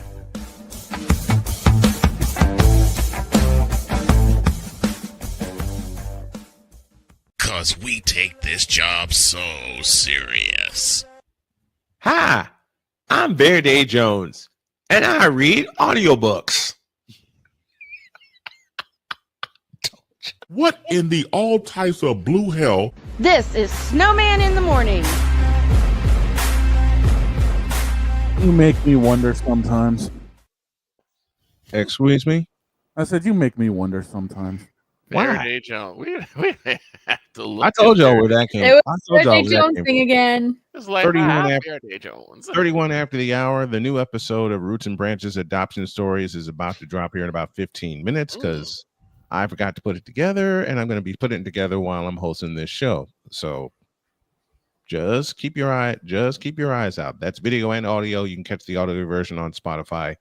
As I said here before the top of the hour, and I got to make sure that I text the hostess of said show and let her know that I goofed and I forgot we started early today. Anyway, well, now that we've got the soft open out of the way to go 3 hours Monday, put it in the schedule. Yes. 3 hours beginning Monday, 10 a.m. Eastern time. It's permanent. Now, throw in an audible here since we're waiting for Deb Whitcas to hopefully join us here. Let's break down a little bit of the MLB since the trade deadline has come and gone. You got the news. You throw it out there. I'll queue up a sports theme here, and we will talk about it. Now, before we go into the trade deadline, MLB has also announced who's got the All-Star game next season. Oh, and it is Wrigley Field. No, thank you. No, thank you. Well, I know I'm gonna be skipping that one then. I'll pass. All right. Now, dealing with the trade deadline, I've got every single move that was made yesterday, team by team and trade by trade. Okay. And we're going to start in Detroit, who has received Charlie Morton from Baltimore, while Baltimore has received Micah Ashman. Does this help Detroit's chances in the long haul? Maybe. I say so. Maybe. I say so. Yeah, I think it'll benefit him. I really believe it. I really believe it will. Next one. Arizona has shipped right-handed pitcher Shelby Miller and left-hand pitcher Jordan Montgomery to Milwaukee for cash considerations. I don't know about that one. Which means Arizona has given up. I mean, they did send Suarez back to Seattle. So Arizona has officially thrown in the towel. San Francisco has started off their trading by dealing outfielder Mike Yastrzemski to, get this, Kansas City. They've given up. Next. Yeah, I think they've given up too. St. Louis sends right-hand pitcher Phil Maton to Texas for Mason Molina and Skylar Hayes. Why? Just why? Texas dumping off a couple of aspects to try to... Texas is giving up. Next. How can they give up when they're still in the chase for the pennant? I know. No, they're not giving up. It seems like St. Louis is starting to give up, though. They're trying to move some pieces to get some arms. I think they're trying to I think they're making moves so that some of their farm guys can come up. The Athletics have sent infielder Miguel Andujar to Cincinnati, and in return have gotten right-handed pitcher Kenya Huggins. I think Oakland's decided to push the plunger because Andujar was one of their big pieces in the infield. Yeah. Minnesota has sent Luis Varland and infielder Ty France to Toronto for prospects Kendrys Rojas and Alan Rodon. Excuse me. Toronto bolstering up for the World Series push? Yes. Yeah. Yes. So. Tampa Bay has received right-hand pitcher Griffin Jacks from Minnesota for James Tibbs III. Minnesota doesn't care. Yeah, Minnesota's giving up. Minnesota said, F it. The Yankees are bolstering up their pitching staff by adding Camilo Doval from San Francisco. In return, San Fran gets infielder Jesus Rodriguez, third baseman Parks Harbor, and right-hand pitcher Tristan Vierting. Are the Yankees trying to salvage their season? Yeah, but they're not going to. Yeah, I think they're trying to make a last-minute push. Kansas City still making moves. They picked up left-handed pitcher Bailey Falter from Pittsburgh. In return, Pittsburgh gets Callan Moss and Evan Sisk. More prospects on the move. Kansas City trying to make a push now? It seems like Kansas City's trying to play 50-card pickup. It's Kansas City. They're trying to play 60 pots of greed, and they ain't got a pot to piss in. Next. It seems like Kansas City is trying to play 52-card pickup right now. The White Sox jettisoned right-handed pitcher Adrian Hauser to Tampa Bay, while Tampa sends prospects Curtis Mead, Duncan Davitt, and Ben Peoples. Depends on how the White Sox use him. But Hauser was like their ace. And they moved him. Chicago planning for next season, perhaps? I would think so. I'll say the next 2 seasons. I would think so. They're planning for down the road. Yankees making more moves, picking up infielder Jose Caballero from Tampa for prospective outfielder Everson Piera and a player to be named later. Again, looks like New York is really starting to try to make a push here. Yep. Milwaukee jettisons Nestor Cortez to San Diego for outfielder Brandon Lockridge. That's a little on the intriguing side. That's intriguing. No. Next. The Dodgers have sent Dustin May to the Red Sox while receiving outfielder James Tibbs III, who came over in the San Francisco deal. Does Dustin May help Boston's starting rotation? That's a question for you. Well, everyone else can chime in on this. Houston this weekend. They're going to get wrecked. Next. Honestly, I think any help that the Red Sox can get. In all seriousness, Boston does need some arms, especially for this late season push. And the big thing is Dustin May going to be that influential? He hasn't exactly had the best season. No, he hasn't. And that should frighten. And if you're Boston, that should frighten you going into this stretch. I mean, we know when Dustin May is on, when he was in Los Angeles, he was lethal. But we just haven't seen it this season. And I'll say it again, that should frighten you. It really should. That should absolutely frighten the daylights out of you. The Yankees are wheeling and dealing continuously. They sent Oswald Pereira to the Angels for Wilberton DePena and cash considerations. What? What else is giving up? Well, DePena was one of their top prospects. So again, is this a push for the postseason? Again, what? What? The Cubs have picked up infielder Will Castro from Minnesota for relief pitcher Ryan Gallagher and Sam Armstrong. What? Minnesota pulling the plunger on themselves. They traded Carlos Correa to Houston, for God's sakes. Yeah, they put the plunger in target fields going with it. Arizona deals right-handed pitcher Merritt Kelly to Texas for left-handed pitcher Cole Drake, right-handed pitcher David Hagerman, and left-handed pitcher Mitch Bratt. Arizona planning for the future as well? No, they got no future. Oof. Washington dealing outfielder Alex Call to the Dodgers for Eric Swan and Sean Paul-Linen. The Dodgers seem to be bolstering themselves up even more now.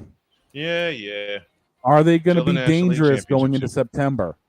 And what about the Nats? No. I'm actually wanting to know how the Dodgers are doing without their good look charm. Who is their good luck charm? Gargura. Oh. Do you not remember when they had HoloLive night last year? I heard about it, but I didn't pay that much attention to it because I was dealing with the pain. Well, they did return this year, but obviously they didn't have Gura because she left. Yeah, she. I would have thought they would have picked up Bibu as their mascot, but I would love to see, if it's San Diego. I would love to see Gargura versus the chicken. I mean, that would have been funny. The San Diego chicken. Yeah, we could have Sami Kosaba. Yeah, that works. You know, Gura's new form. Yeah, true. Miami has jettisoned outfielder Jesus Sanchez to Houston for right-handed pitcher Ryan Gusto. Quit being so greedy down there, will you? I play the card pot of greed. Sanchez has a monstrous upside. I'm sorry, what? Yeah, Sanchez has a monstrous upside. So try to trade again. Wait, what? What I miss? Miami jettisoned Jesus Sanchez to Houston for right-handed pitcher Ryan Gusto. Good. Like I said, I play the card pot of greed. I ban your card. Yeah, it's Houston. Why are we surprised? Minnesota and Texas still wheeling and dealing together. Minnesota sends left-handed pitcher Daddy. Try again. Daddy Column. I'm on 2.5 hour sheet. English.exe has failed horribly. 2.5 hours. English.exe has failed horribly. Please reboot. Danny Column did, for left-handed pitcher Garrett Horn. Minnesota and Texas have been doing their thing in this trade deadline. Collusion. Massive collusion. This sounds like collusion. Baltimore selling the house. They send first baseman Ryan O'Hearn and outfielder Ramon Loreno to San Diego for a monstrous prospect package, including Boston Bateman, Cobb Hightower, infielder Victor Figueroa, Tyson Neighbors, Brandon Butterworth, and Tanner Smith. I hate to say this because I like. Hey, Bugs Bunny. I hate to say this because I do like the Orioles. I think they're basically giving up too. They pushed the plunger. They're like, we're not winning this. Now, here's the big thing. How big can Ryan O'Hearn be in San Diego? He ain't. I think he has a good upswing. I think he has a good. He does. He does. I agree with that. He does. The aforementioned trade between Minnesota and Houston, seeing Carlos Correa come home for cash considerations and left-handed pitcher Matt Mikulski. See, Minnesota, why'd y'all do that? Why'd y'all do that? Yeah, because I think Minnesota's giving up. Why'd y'all do that? I think Minnesota gave up.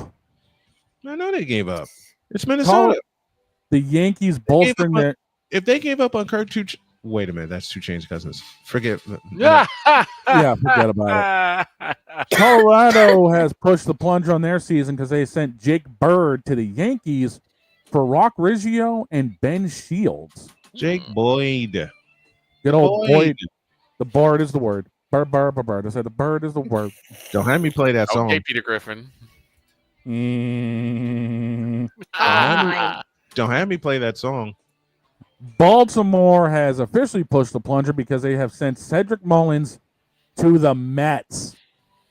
Oh, damn.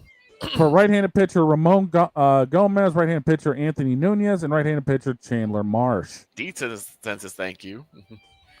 Yeah, Dietz is like, hey, we needed that. Right. Mm-hmm. I mean, will Cedric actually be patrolling the outfield? Because we know the Mets actually have a decent outfield behind them. And it just got better. Kansas City has sent catcher Freddie Furman to San Diego for right-handed pitcher Ryan Bergett and right-handed pitcher Stephen Kolek. So they're setting up their rotation. Mm-hmm. You know, sometimes I forget I'm doing this while streaming. Oh. What did you do now? I just got to follow. Hey. They came to see the cute queen, see? Yes, they I'm not did. cute. Yes, you are. No, I'm not. Yes, you are. No. Yes. No. The Yankees pitching, bolstering their pitching staff, adding David Bednar. Are you having trouble over there? 2.5 hours of sleep. Caffeine ain't helping. Just when you have to question if Jen is cute, just remember Daniel Bryan's chant. Yes. What? Yes. Yes. No. Yes. No. Yes. No. No. Pittsburgh in return gets catcher and cornerman Robert. It's Pittsburgh. Rafael Flores, catcher Edglin Perez, and outfielder Brian Sanchez. It's Pittsburgh. Who cares? It's the pirate. It's the Pirates. Texas wheeling and dealing, sending Cody Hauer to Detroit for cash considerations. Looks like Detroit's bullpen is starting to bolster up a little bit as well, because they also made a deal with Cleveland to get Paul Sewald for cash considerations. Don't you say Paul Skeens, man. That's not if bad. Paul Skeens came from Pittsburgh to Detroit, it's a wrap. Yeah. Yes. I'll put it this way. Pittsburgh is to baseball as Seattle is to football. Purgatory. Yeah, exactly. Minnesota looked like they've been selling Minnesota done sold the farm because they sent Brock Stewart to the Dodgers for outfielder James Outman. Why would you? Well, like I said, Minnesota's giving up. The Twinkies have given up. The Twinkies are done for. You want to know how we can also tell the Twinkies are done for? They sent Harrison Bader to Philadelphia. Exactly. And JJ says his thank you. Outfielder Henry Mendez and relief pitcher Jeremy Vloria. Oh my God, Dietz. I hate you, Dietz. I am getting completely bullied. Is this the right to becoming part of this podcast? Like the new person gets bullied. Like I said, I said in your chat, welcome to the crew. Hey, I get bullied all the time. I did not sign up to be bullied like this. I love it's not bullying when it's part of the indoctrination, man. I mean, that's just what we do around here. I took a whole bunch of crap my first time. So we keep calling you cute because it's the truth. It's not true, though. It is Yes, true. it is. No. And let's see. Again, Detroit making deals, adding right-handed pitcher Kyle Finnegan from Washington, sending Josh Randall and R.J. Sales to Washington. Walla Walla, Washington. That's all I got to say about that. Pretty much. Pretty much. As we discussed yesterday, San Diego getting Mason Miller and J.P. Sears. Oakland getting shortstop Leo DeVries, pitcher Braden Nett, pitcher Henry Baez, and pitcher Edneil Nunez. What was that? Who? Doesn't matter because it's Oakland. Yeah, basically. It's and Cleveland breaking the ice, sending Shane Bieber to Toronto, for Cal Stevens. Ooh. Ouch, Jeets. Ouch, Jeets. Oof. Oh, that hurt. That hurt. Target field got rated worse than a target during a protest rally. Ouch. Target field got rated worse than Vishojo's offices. Ouch. They done pushed the plunger on that bitch and said, boom. I see you, dog. Woof. Yeah. 4 letters, 1 word. That's literally every trade that happened at the deadline. Wow. Now, who do we got winning the trade deadline and who do we got losing? Won't know until October 1st. Yeah, it's going to take a while to see if these teams gel and if they actually fix the holes that a lot of these teams had before the trade deadline. Better question is who underperformed?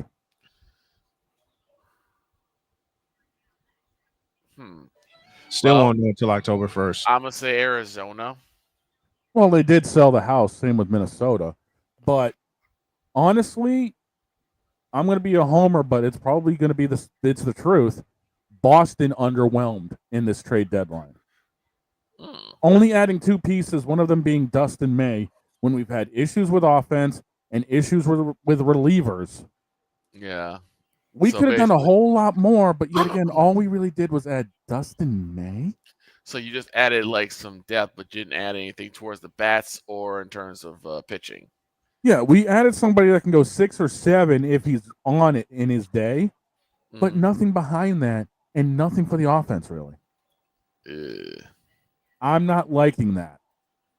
I mean, White Sox didn't do much either, but they don't really have a lot of value, so they can only, deal what they can. I mean, the only big piece that they had of value that they could have dealt was Lou Bob, and he's sticking around, so. Right. He's going to get healthy, and he's going to be their centerpiece. They believe in him.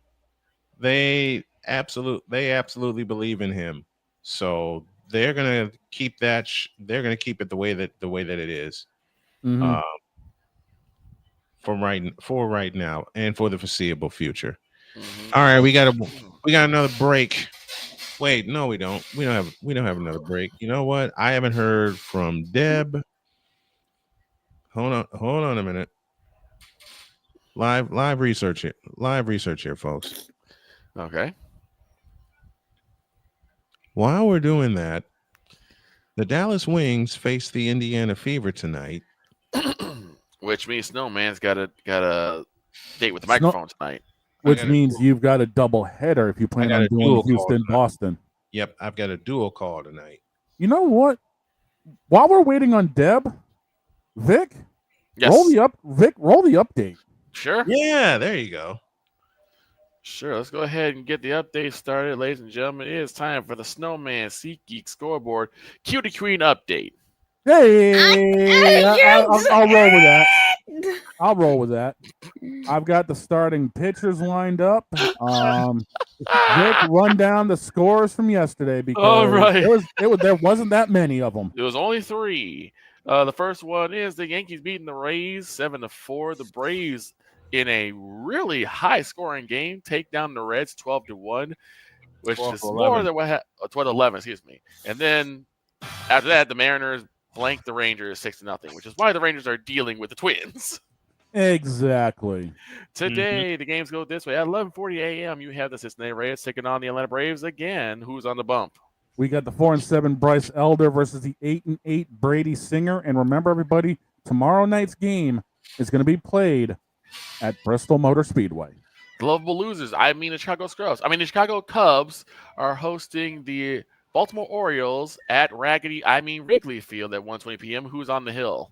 4-1 Trevor Rogers going for Baltimore, while the 4-3 Cade Horton goes for the Cubs. At 5:45 p.m., we start the evening slate with the Washington Nationals and the Milwaukee Brewers. Who's on the bump for these two teams? 7-4 Jose Quintana for Milwaukee, while it's the 7-10 Mitchell Parker for Washington. JJ's favorite team, the Philadelphia Phillies, are going to be taking on the Detroit Tigers, and that is in Philadelphia. Who's on the bump for these The teams. 6-10 Jack Flaherty will be taking the ball for Detroit, while Philadelphia will be countering with the 8-4 Ranger Suarez. Two teams that I'm looking closely into at 6:07 p.m. They do battle: the Toronto Blue Jays and the Kansas City Royals. Who's on the hill? It's the 4-9 Michael Wacha for the Royals. The Blue Jays have yet to announce because of all these deals they've been making.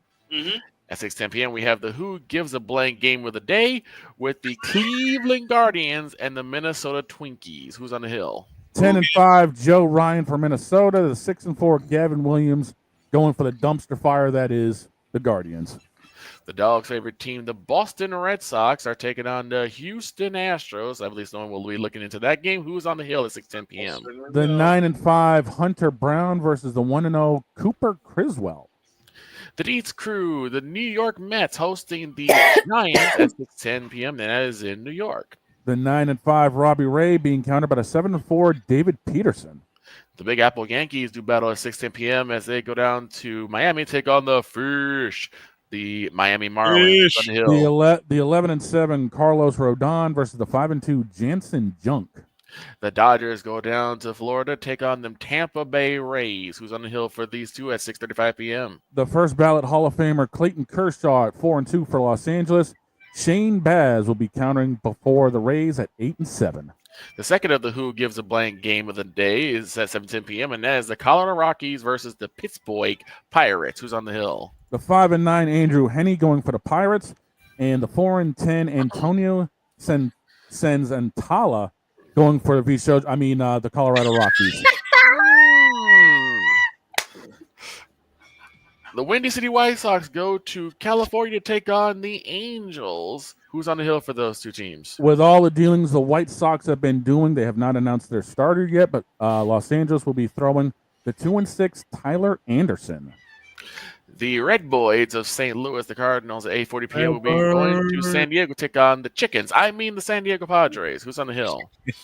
The 6-8 Matthew Liberatore for the Redbirds, while the whole cockiness that is countered by the 10-3 Nick Pavetta. And the third and final game, well, actually the third game of the Who Gives a Blank division shows the Arizona Diamondbacks taking on the Oakland A's at 9:05 p.m., and that is in Oakland. Sacramento, but who gives a crap because no one's announced their starter yet. Move on. All right, and finally, another game in the Who Gives Blank division. The Texas Rangers take on the Seattle Mariners at 9:10 because we know the Mariners are going to lose to the Astros again. Go ahead. This may be an interesting divisional matchup because it could end up determining who actually ends up winning the division. The 7-6 Jack Leiter for Texas versus the 3-4 Logan Gilbert for Seattle. That's a series I'm going to keep my eyes on because I will have a Saturday doubleheader, baseball doubleheader, Stros and Red Sox, and then Rangers and Mariners. And tonight, I have a simultaneous call between the Indiana Fever and the Dallas Wings.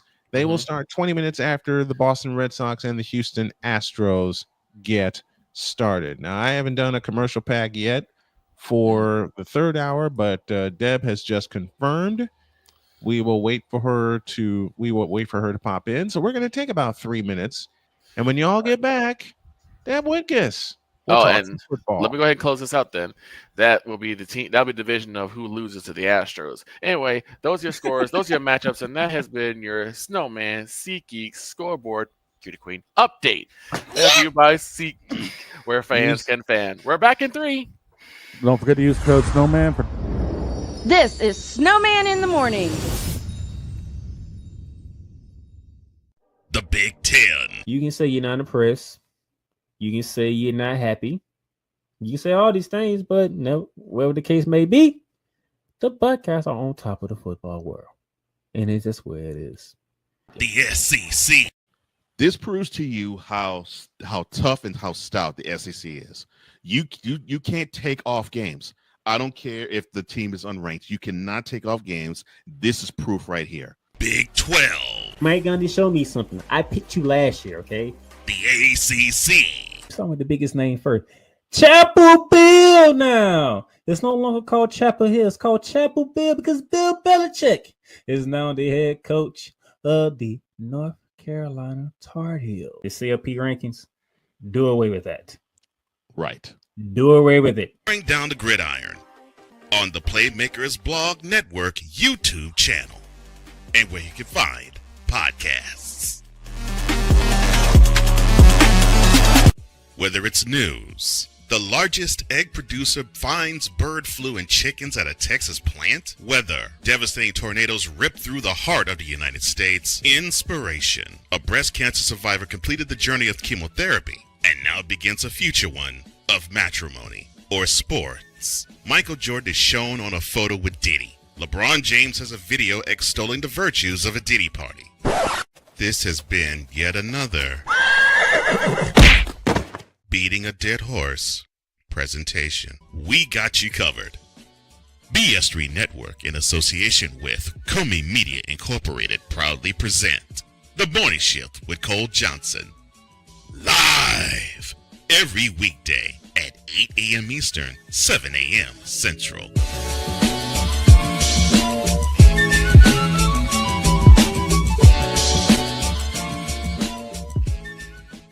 Hey everybody, Snowman here. Looking for the best way to experience live events? Well, SeatGeek has you covered. With just a few taps on your phone, you can find the best seats for concerts, sports, theater, and more. Don't miss out on unforgettable moments. Download the SeatGeek app today and get ready for an experience like no other. Each ticket is vetted for authenticity and ranked on a 1 to 10 scale. And right now, if you sign up and use the code Snowman, you will get $20 off of your first purchase. That's only through the power of SeatGeek, where fans can fan.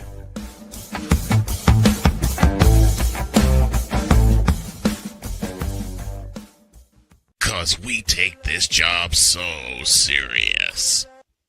Hi, I'm Verde Jones, and I read audiobooks. What in the all types of blue hell? This is Snowman in the Morning. What in the all type of blue hell indeed? Especially that seal. That damn seal. And I want you guys to give me a bit because I'm cooking something right now. I just got given a great idea. Oh no. Is that why I smell bacon all of a sudden around here? That ain't the only reason. What are you doing? Me? I'm looking outside right now to make sure I don't see flying couches. Or bonk sticks. No, trust me. You guys are gonna love me for this. I'm not cooking anything yet. I was about to say you're full of crap. Me.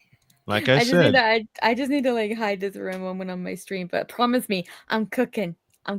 Trust me on this.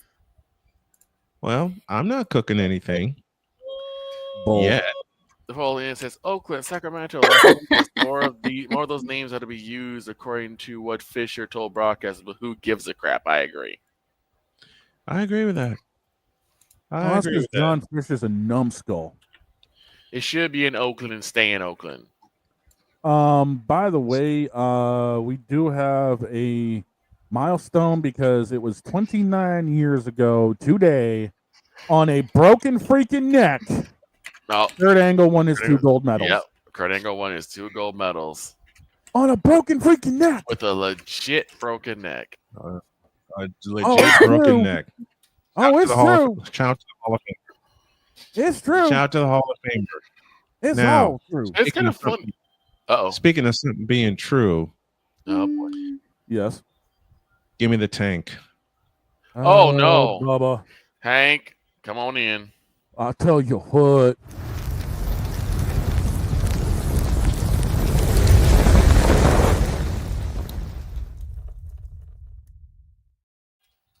Camera. All right. Nope. Leave it here. Okay. Someone asked me if I wanted to go take a peek at the Hall of Fame. Okay. I said no. Which Hall of Fame are we talking about? Pro NFL. football. Oh, okay. Because the Hall of Fame game was yesterday. And since the Hall of Fame game was indeed yesterday, and the Lions got smoked. It was waiting for us, so I'll make this quick. I would love to visit the Hall of Fame, and take it all in, but I will not for one reason. Roger Craig was not in it. Roger Craig is not properly inducted into the Hall of Fame. Soapbox. So, and I'll stay on this soapbox. I want you I don't to. care I want how you many to. press passes I'm offered. I don't care. Well, I do care about the food. I'll take in the food. So I'm a foodie. I don't care about that. But exactly, I won't completely reject the Hall of Fame and its ceremonies because I've always wanted to see it. But you're I still won't be emotionally. I will be upset with it, and I won't be as emotionally invested with it until they correct one oversight, and that is the proper election of the first running back in pro football history with a 1,000 season. Yep. If you can celebrate Christian McCaffrey doing it, it should you can be celebrate Roger Marshall. If you even better, if you can celebrate Marshall Faulk, who repeated the feat, didn't start it first, but repeated it. Right. If you can give him a Hall of Fame nod, you can do the same for Roger Craig. Because Roger Craig was the first one to do it. And oddly enough, it came against your Cowboys, Victor, in 1985. And I can't get mad at that. I mean, Roger Craig is Roger Craig. I can't get mad of him doing his thing. And by the way, Pro Football Hall of Fame, you want to add a stat to that season? Not only did he become the first with 1,000 season, he led the NFL in receptions, 92 of them. So don't tell me ever Roger Craig ain't worthy of the Hall of Fame.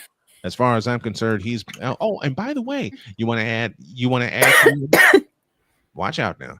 You want to add 3 other things to his candidacy for the Hall of Fame: Super Bowl 19, Super Bowl 23, and Super Bowl 24. Oh, by the way, in 1988, he was the Offensive Player of the Year. Do I need to go on? I won't, because we got someone waiting for us. Here we go. So one day I'll see it. One day I'll take it in. I'll take it the Hall of Fame game as a member of the working press.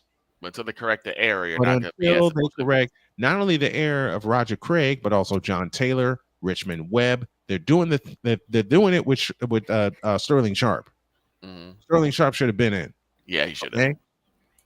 But until you correct it, him being in now. I think you're all about to hate me for this. Not yet. Not yet. But until you correct your error with Richmond Webb, until you correct your error with John Taylor, and until you correct your error with Roger Craig, this soapbox stays under me. Close the tank.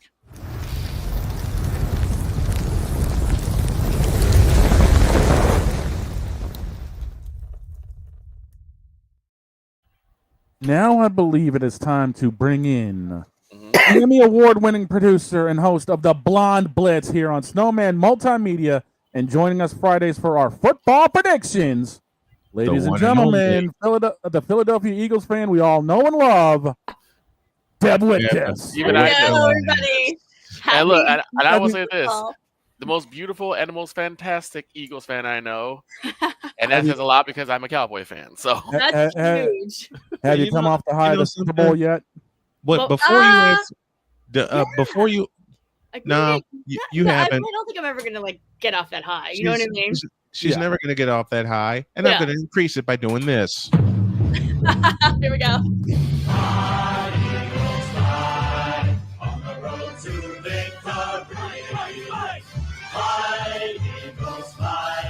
Score a touchdown, 1, 2, 3. Hit 'em low, hit 'em high, and watch our Eagles fly. Fly, Eagles fly. Even Cannoli's getting Cannoli. excited. I heard Cannoli. Yeah. Woo! There it is. I think somebody got excited when they heard that song. Yeah, Cannoli's good. He's getting a little weight. He's been traveling a lot. We've just been in 4 cities in 4 days. So road tripping. Camps. Yeah. I thought I traveled a lot when I was doing play-by-play live and in person, which I will get back to doing. It's a football Friday. Deb Whitcas is with us, and Victor will open the floor. Go ahead, Victor. Okay, so I gotta ask, Deb, what are your thoughts on the new pieces that were brought in, both in free agency as well as the draft for the Eagles? What do you think is like some of the ones who are going to stick and the ones that might go by the wayside? I mean, obviously Campbell's going to stick. He's doing great at training camp. Yeah, I mean, as far as I don't even know. Like, honestly, I don't have the roster in front of me. I was up. I'm actually covering the All-American Bowl. And the first Australian All-American was just named last night, and of course Australia is like how many hours away from us? So I was about 12 or 13. Exactly. So I was up till about 1 a.m. we get it. You get it. Yeah, I was like, why do you think I've been pounding caffeine all morning? Right? Oh my goodness. No, I mean, I think. Hey, Deb, let's tell you something. Let's tell you something. Right? No, exactly. Totally. What does it say on there? This is my wife got this from her job, so I kind of swiped it and I filled it with caffeine. There we go. Yeah, no, I love my caffeine. I'll give one backup question because I do want to get your thoughts on this. Sure. Terry McLaurin might not be watching anymore. I am afraid. I'm afraid. Does he land in Philly? Oh my God, I would die. I literally would be dead. If Terry McLaurin came to Philly, I think I would pass out. Like I wouldn't be able to contain my excitement. Mm-hmm. You guys know how much I love Terry McLaurin. I always say Commanders are number 2 because of that. And I know it's super weird. Again, how many times have I said this to have, my number 2 is in the same division. Right. But oh my God. No, and I read obviously the reports yesterday that he's asked for a trade. I don't think the Commanders are going to give it to him. They would be stupid to, give that to him. I wouldn't. Agreed. But if they also have to pay the man what he's worth. All these guys are getting big paychecks now. And I mean, Terry McLaurin is one of the best wide receivers in the league. And pay that man and let him play. Yeah. And I wondered if is there some issue between him and Jaden, because there wasn't a lot of targets between Terry and Jaden Daniels. So I was wondering if that could have been an issue. But I mean, I don't think so. I mean, I still think there was enough. You know what I mean? I think he went to, how do you not go to McLaurin? Right.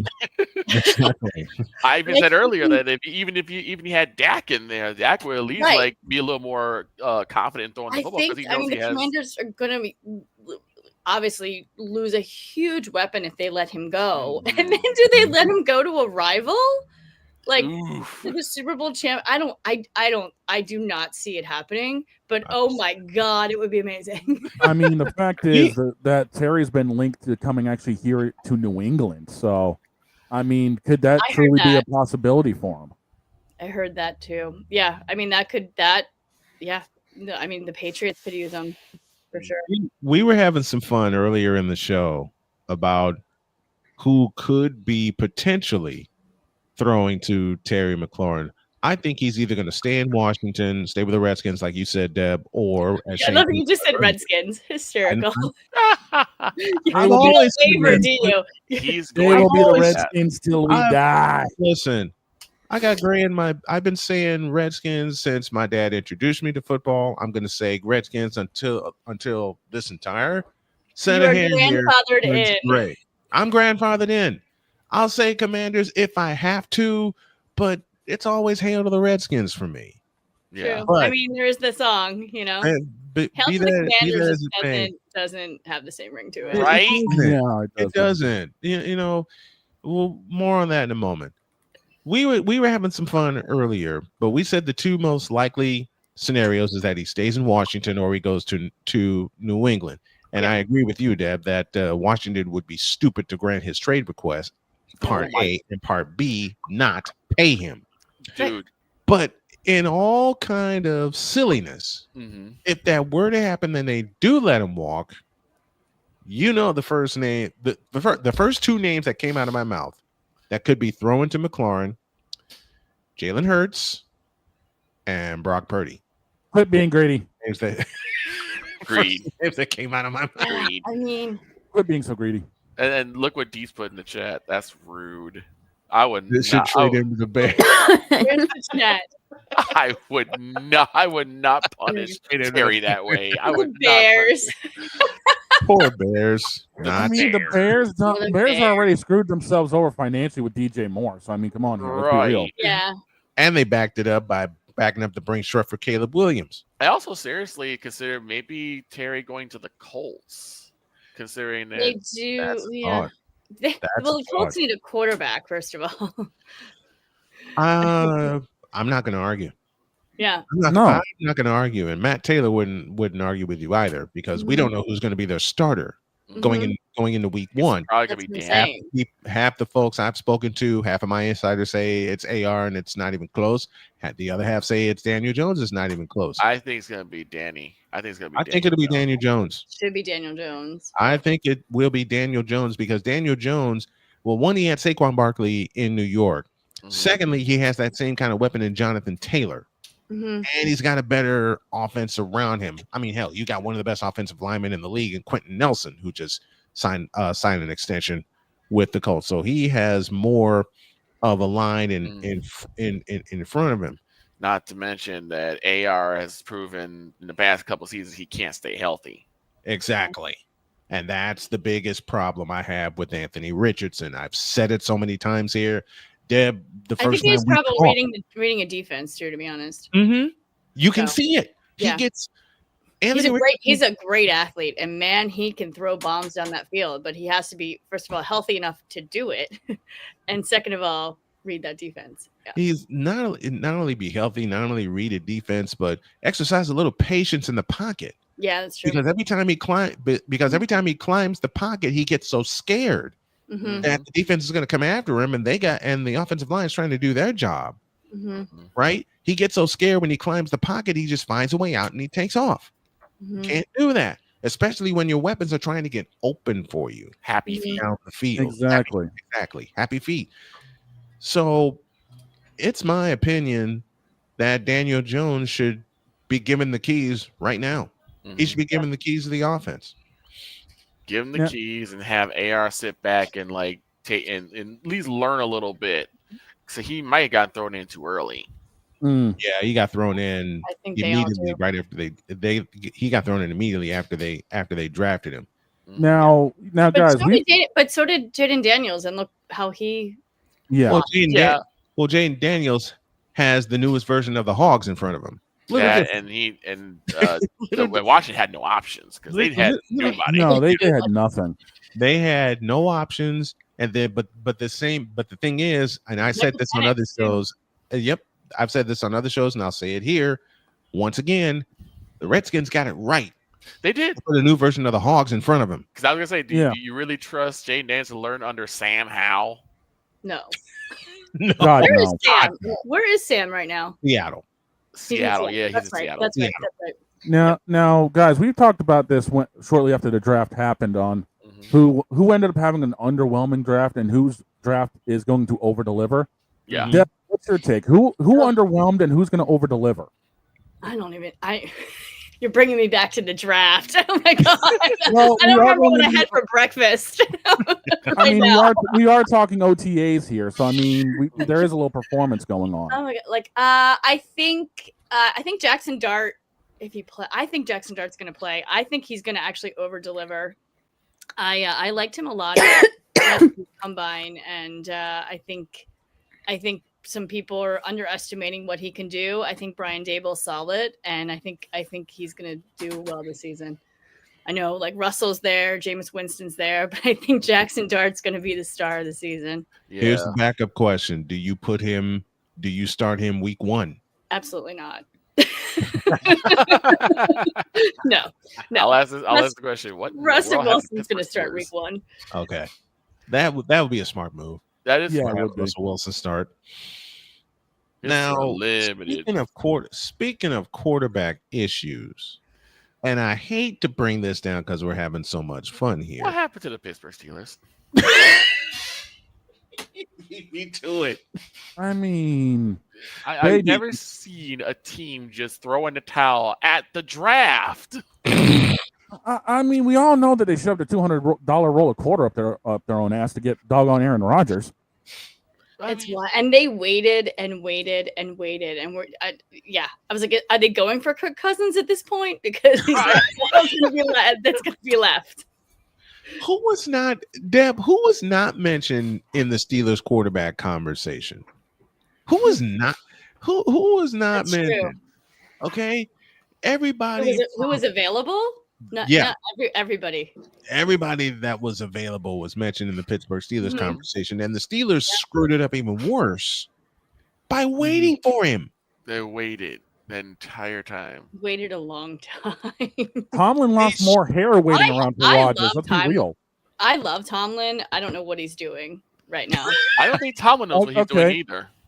I do like Mason Rudolph. I like that he's back but I mean, he's not a QB1. So okay, backup question: is this Tomlin's last season in Pittsburgh if things go south?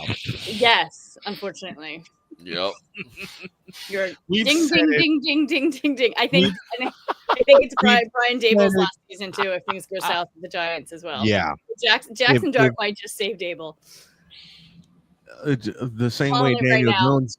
The same way Daniel Jones did 3 years ago, because Dable was on the hot seat, then Daniel Jones got hot, led the Giants to the playoffs. Right. Yeah. If the Steelers do not make the playoffs, not only part A do you get rid of Mike Tomlin, but part B, do you blow it up? Yeah, you have to, right? I mean, Tomlin has to be on the hot seat at this point. I think they'll win the first game. I think it'll be a big thing. I feel like they're going to win the first one, and then it's just going to go downhill from there. It was kind of like what happened. Was it last season with the Saints when they demolished? They won their first game by 20 plus points, and then it just went downhill. Down. And then the bottom fell out. Yeah. You know the game, Victor and I talked about this. You know the game that would be perfect for Tomlin's downfall him being shown the door? Week 8 against the Bears. Yeah, the Bears win against the Steelers.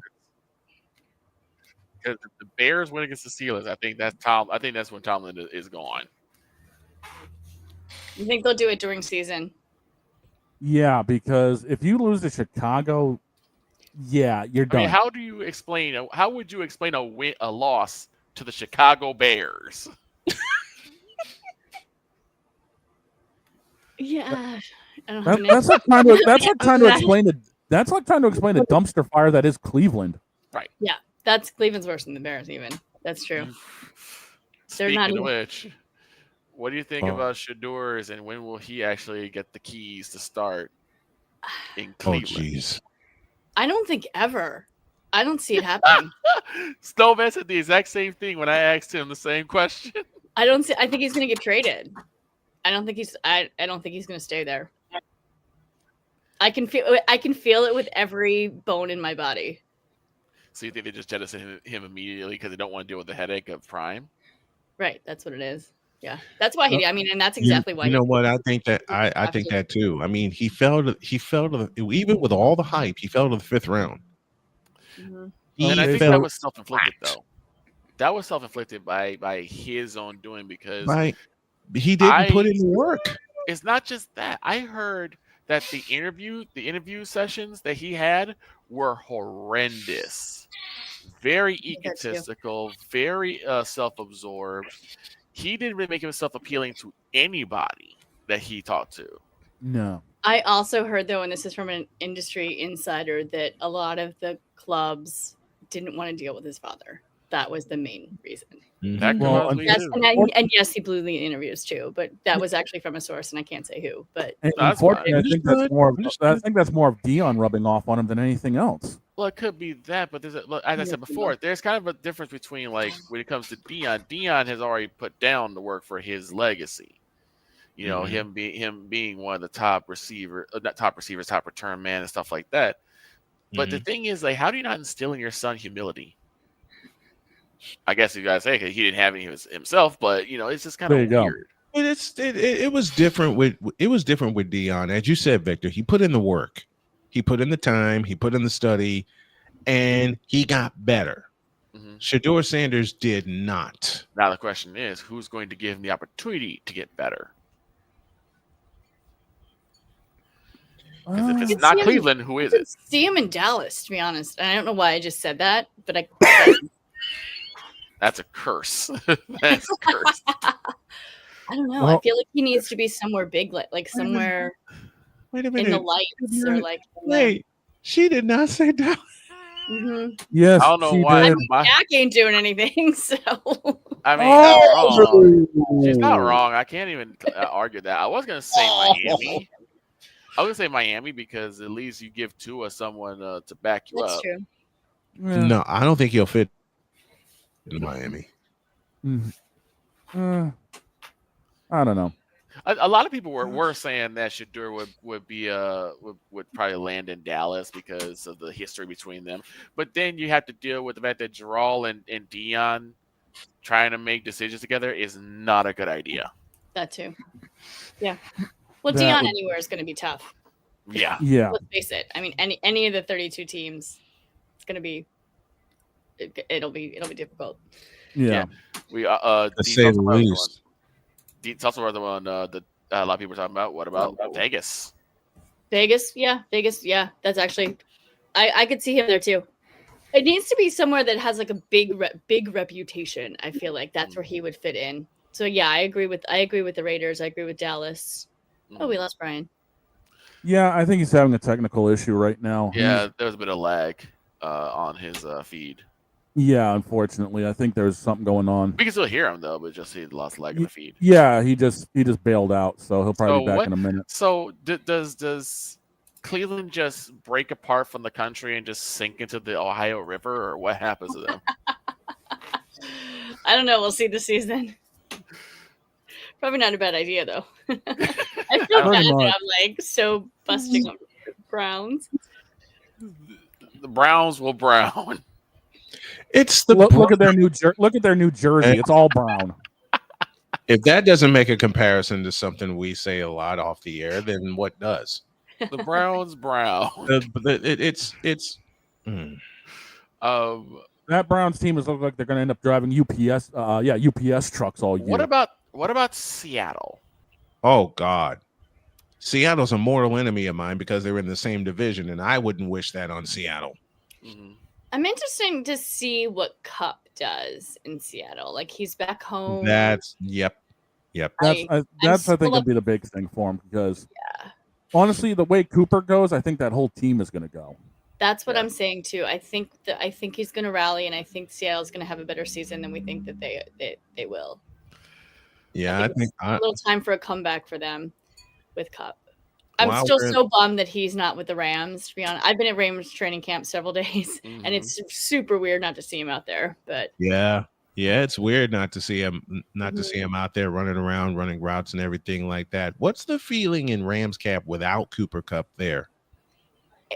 I mean, Devontae's now a Ram, so Devontae Adams. So really, I mean, it's like, a veteran left, a veteran came.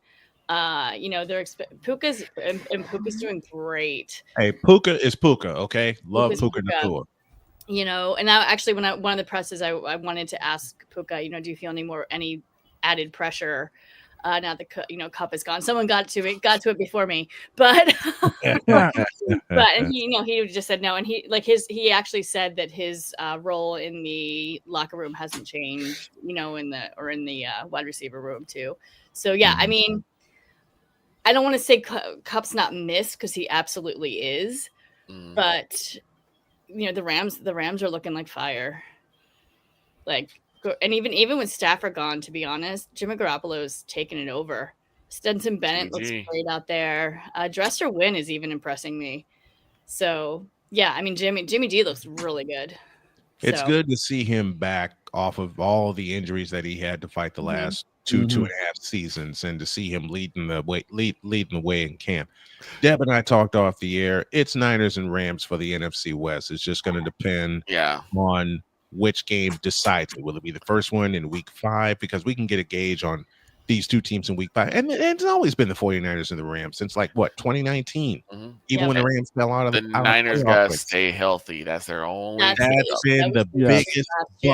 That's been the biggest bugaboo for San Francisco, and not just in this time, even in the Montana days, because remember we lost Montana for a little bit. We lost Steve Young. They got to stay healthy. If they stay healthy, they should run away. And I think with their easier schedule that they have, in combination with them staying healthy, yeah, they have it. Yeah. The Rams have it definitely harder But schedule. it's gonna be fun. But it's gonna be fun to see how the 49ers and the Rams play each other, and because it's fierce. These two, they know they're the two top. They know they're the two top dogs in the division. Yep. And they've been putting on a. No one is caring about the Arizona Cardinals. No one cares about Kyler Murray and the Cardinals. Seattle's in purgatory right now. Forever and ever. Right. Forever and ever. And the two teams that rule the West are the 49ers and the Rams. It's just going to depend.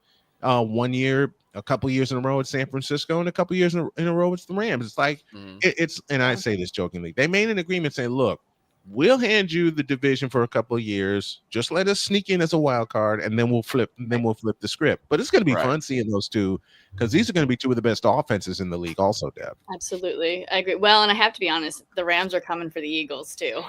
Yes, they are. I literally was interviewing Jared Verse, defensive rookie of the year, and he was like, game 3, because I was like, oh, you guys look great at OTAs. I was there, blah blah blah. He's like, thank you. He's like, yeah, we're working towards. He's like, we're really looking forward to that game 3.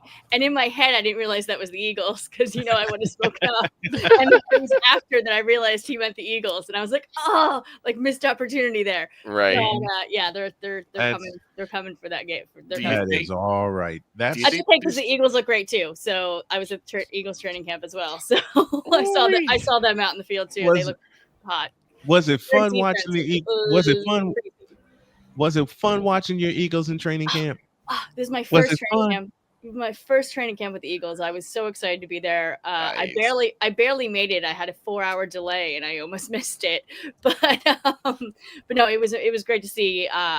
Little different from like the Rams and the Chargers training camps. There's more going on at the same time. At the end, media was kind of like a free-for-all at the end there. I was kind of shocked. I was like, oh my goodness, like everyone media just kind of like disperses and you kind of just go up to players and you can just talk to them. And I was like, whoa, I wasn't ready for that. Like that's like a huge no, Rams and Chargers. Like you just do the pressers and that's it. Like the athletes just walk off the field.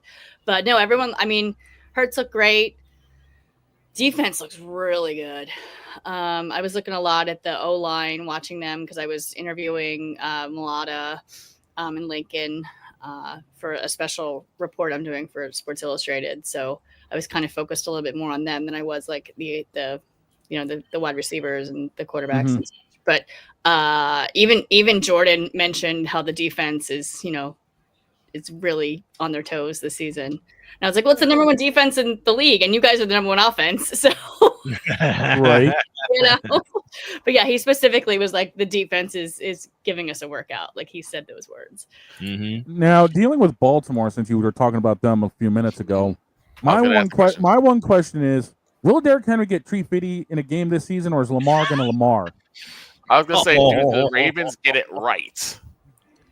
I think the Ravens are going to get it. Yeah, I think the Ravens are going to get it right this season. I mean, you got Derrick Henry too. Exactly, which means you turn and give the ball to Derrick Henry 30 times a game. Just give him the ball. You're good. Listen, you tell Lamar Jackson, look, we got the best weapon as a running back. All you have to do is turn and give him the ball 30 times, because we've seen it throughout the course of every single game that we've seen him play. He may get 2 or 3 yards a pop, like throughout the first quarter, but when the second quarter, it's on. The floodgates open. I mean, and I like Zay Flowers a lot too. I think Zay's going to have a good season as well. Yeah. Speaking of good, let's go back to San Francisco for a minute. Bryce Huff comes over to San Francisco, and when that news broke, the first thing out of my mouth was Nick Bosa has a partner now.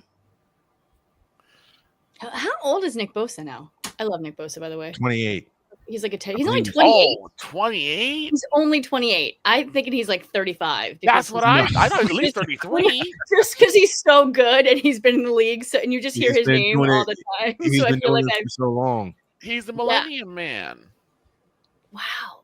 He's so good. Oh, this is gonna hurt. But the NFC West is doomed. And you got to think about it.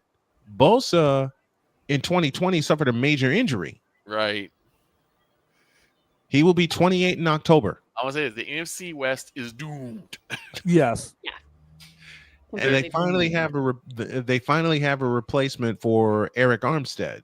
Mm-hmm. When you pair Bryce Huff with Nick Bosa, you got trouble. Yep. Lots of it. Yeah, I'm excited to see what San Francisco does this season. I was actually, I know I'm a huge Eagles fan, and you knew San Fran was going to be one you had to get through as well as the Lions, but I was upset that they didn't, that the injuries just took them off the map last season. It wasn't fair. Man. I know, man. I was looking forward to seeing Mahomes and Purdy go at it again in New Orleans. And then we just got hit with a flood of injuries. Yeah. We got hit with a flood of injuries, but they're healthy. They're back. They're solving their receiving core. Don't get it twisted. They're going to find a way to pay Juwan Jennings because Juwan Jennings is in camp. They're going to find a way to pay him the same way they found a way to pay Brandon Ayuk. But my biggest star right now goes to Ricky Pearsall. Ricky Pearsall, I believe, until Ayuk gets fully back from his injury, is going to be wide receiver 1. He's going to have to. He has to be. Yep. Chris Deeds joins us in the chat. Bosa has had 2 significant injuries. Don't forget the ACL he had at Ohio State, which is so true. That's why it seems older. He's had to deal with 2 major injuries. Yeah. 28. What? He will be 28 in October. So I gotta ask a question before you say anything, dog. Okay. Week 1, game 1. How bad is this gonna hurt, Deb? The troll job game to open the season. The troll game. I don't even think Dallas should show up.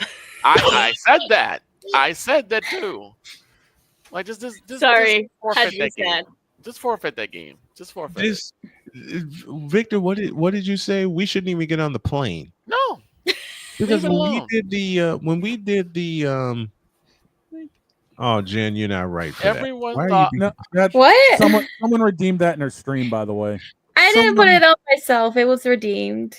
Okay. Everyone basically said I was overreacting when I said that the schedule makers were actively trolling the Cowboys. Vic, I told you Roger Goodell just played Madden and hit randomize the schedule.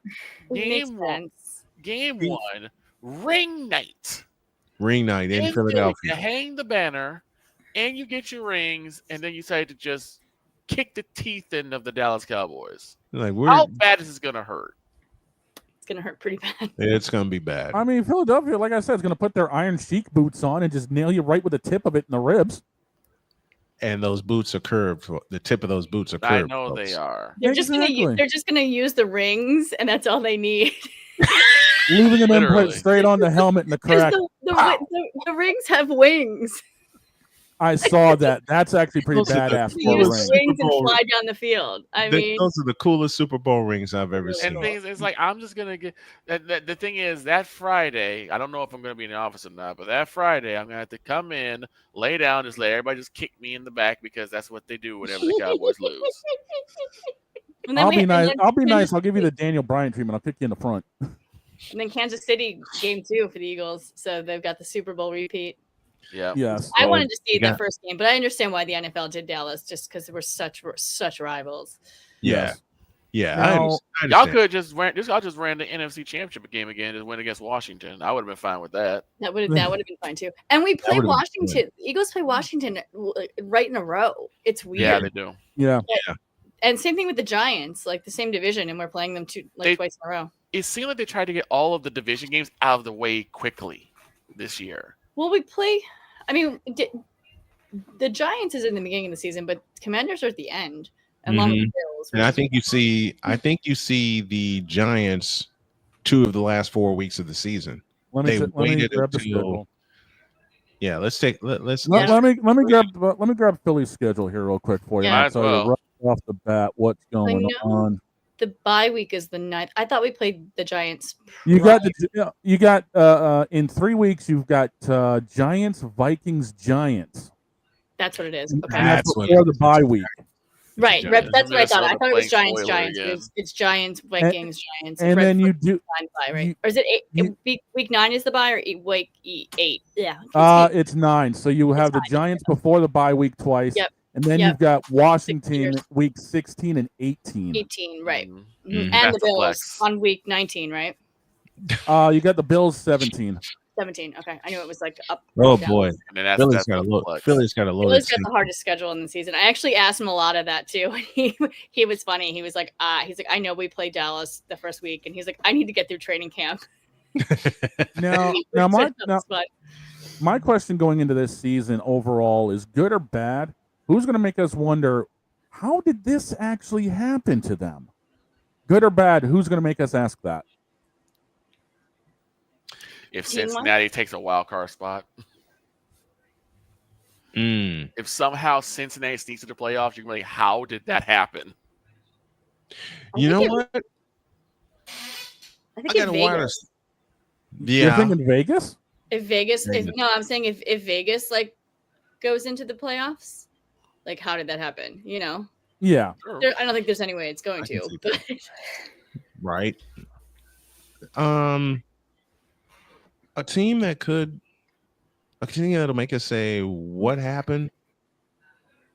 I can't believe I'm going to spit this out of my mouth, but I'll say it anyway. Seattle.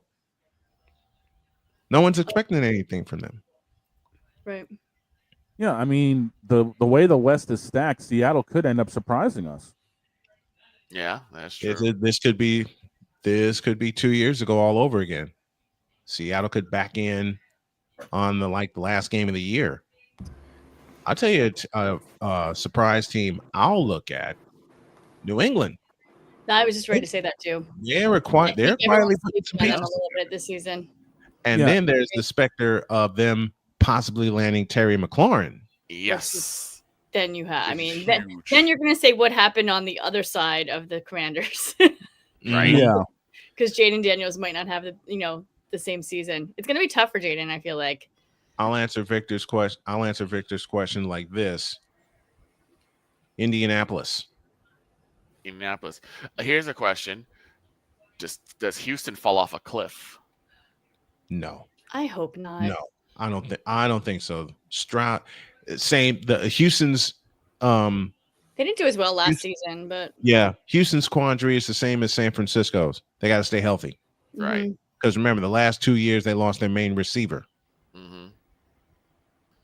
That's what I'm worried about. Is like, I like Houston. I don't want them to fall off, but it's ever since like they're inching closer and closer to the cliff, and it's like, is this where they fall off, or can they keep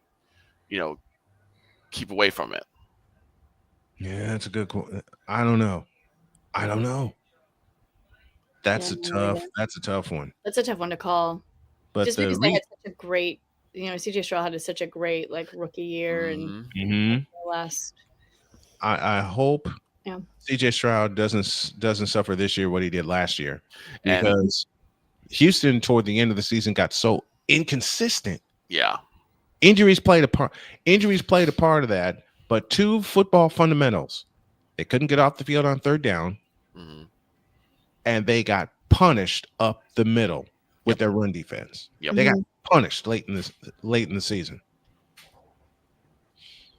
Scary thing to look at. Jacksonville. It's Jacksonville. They're better off having everyone in AEW on the front line. I was gonna say, did they turn away from Trevor Lawrence? They better not. If they're smart, Jacksonville sticks with Trevor Lawrence. If they turn away from Trevor Lawrence, who do they go to? Nobody. Exactly. They sent mac and cheese over to doggone San Fran. Mac and cheese is with Mac the and 49ers. mustard. No. Mac and mustard. On that note, we're getting out of here. Deb Whitcas joining us as she will all season long. Yay, so excited. Thank you so Thanks much. for having me. Sorry, I'm a little tired. You still got to have me on the Blitz sometime so we can talk some more New England football. I'm planning. We got a lot going on for the Blitz. Some new fun, new segments, new interviews. I can't wait to come back on the Blitz. It'll be I fun. can't wait. You got me itching and ready to go there, Deb. There are a few times I produced for the Blitz. I look forward to doing that and being a guest. We all look forward. Check out the Blonde Blitz. Check out the 2-time Emmy Award winner, Deb Whitcas. Thanks for joining us, my dear. We appreciate you. Thanks for having me. See you guys soon. Take care. Oh, the picks this year are going to be nuts. Now, before we go, somebody said they had something for us. Oh, boy. We might have something new to add. So, man, you are going to either love me or hate me. Or say send it over so we can turn I've been cooking. I've been cooking. I'm gonna show it. I'm gonna show it on here first. Are you ready? Let's see it. Bring it on. Oh, wow. Why do I have a feeling the next words are going to be send that over? Give me it. There it is. Give me it. Wow. Dagger, I anybody? just went there. That. Oh, give me it. Send that to me. Send that to me. And yes, that is an actual picture of the Gun Run CEO of VShojo. he looks like I don't know what to do. I am stuck. He looks like a confused James Bond that just screwed everything up in a poker tournament. He looks like he ate 2.5 gallons of deep fried mustard. Oh my god! If I had one fried of my chicken fried mustard, get it right. If I had one of my notebooks right now, I'd already be eating it. He's probably gonna end up saying, "Get me the hell out of here." Gunrun will probably be sitting there talking with Robert Kraft about making new Kraft mac and mustard. Well, you fool! Well, as we all know, it could have always been worse. We could have ran into Geralt. Those eyes are gonna haunt my nightmares. I think that's the best one I've done. South Park for the win, everybody. We're getting out of here. We're getting out, y'all. We're getting out of here for the weekend. Have a great weekend. God bless. Remember to make your next move your best move, and always remember: if your dreams don't scare you, they're simply not big enough. Dream big, do bigger. Don't be like Gun Runner VShojo. Will you please? Don't forget the Boss Man's got the double header tonight: Houston and Boston, and then of course the Fever game 20 minutes prior. Oh my goodness. I'm going to be busy. I'm going to amplify that Kevin Harlan sound. We'll see y'all Monday. 3 hours from here on out. The real launch is Monday. We love you. We thank you. And we'll see y'all on Monday. So long, everybody.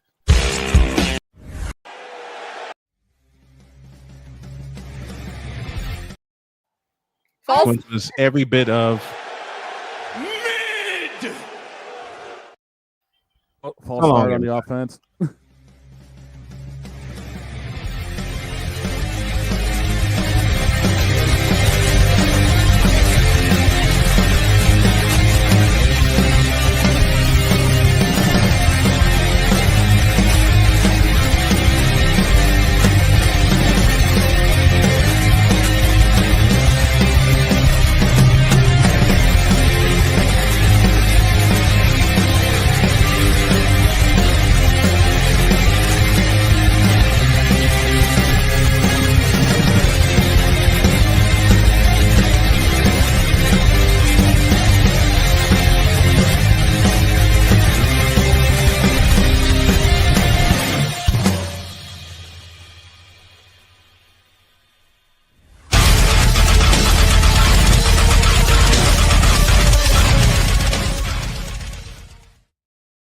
Thanks to Chris Dietz'd. Thanks to Deb Whitcas. Thanks for everybody for supporting us for the first 11 years. Looking forward to the next 11. And it really begins on Monday. We expand to 3 hours. And oh, by the way, you know how much fun we had and all the fun that we had during the course of the day? We had to deal with this and this and this and this and this. And finally, this. I hate that so much. Follow this beauty on Twitch. We're out of here, everybody. No! See you Monday. See you Monday.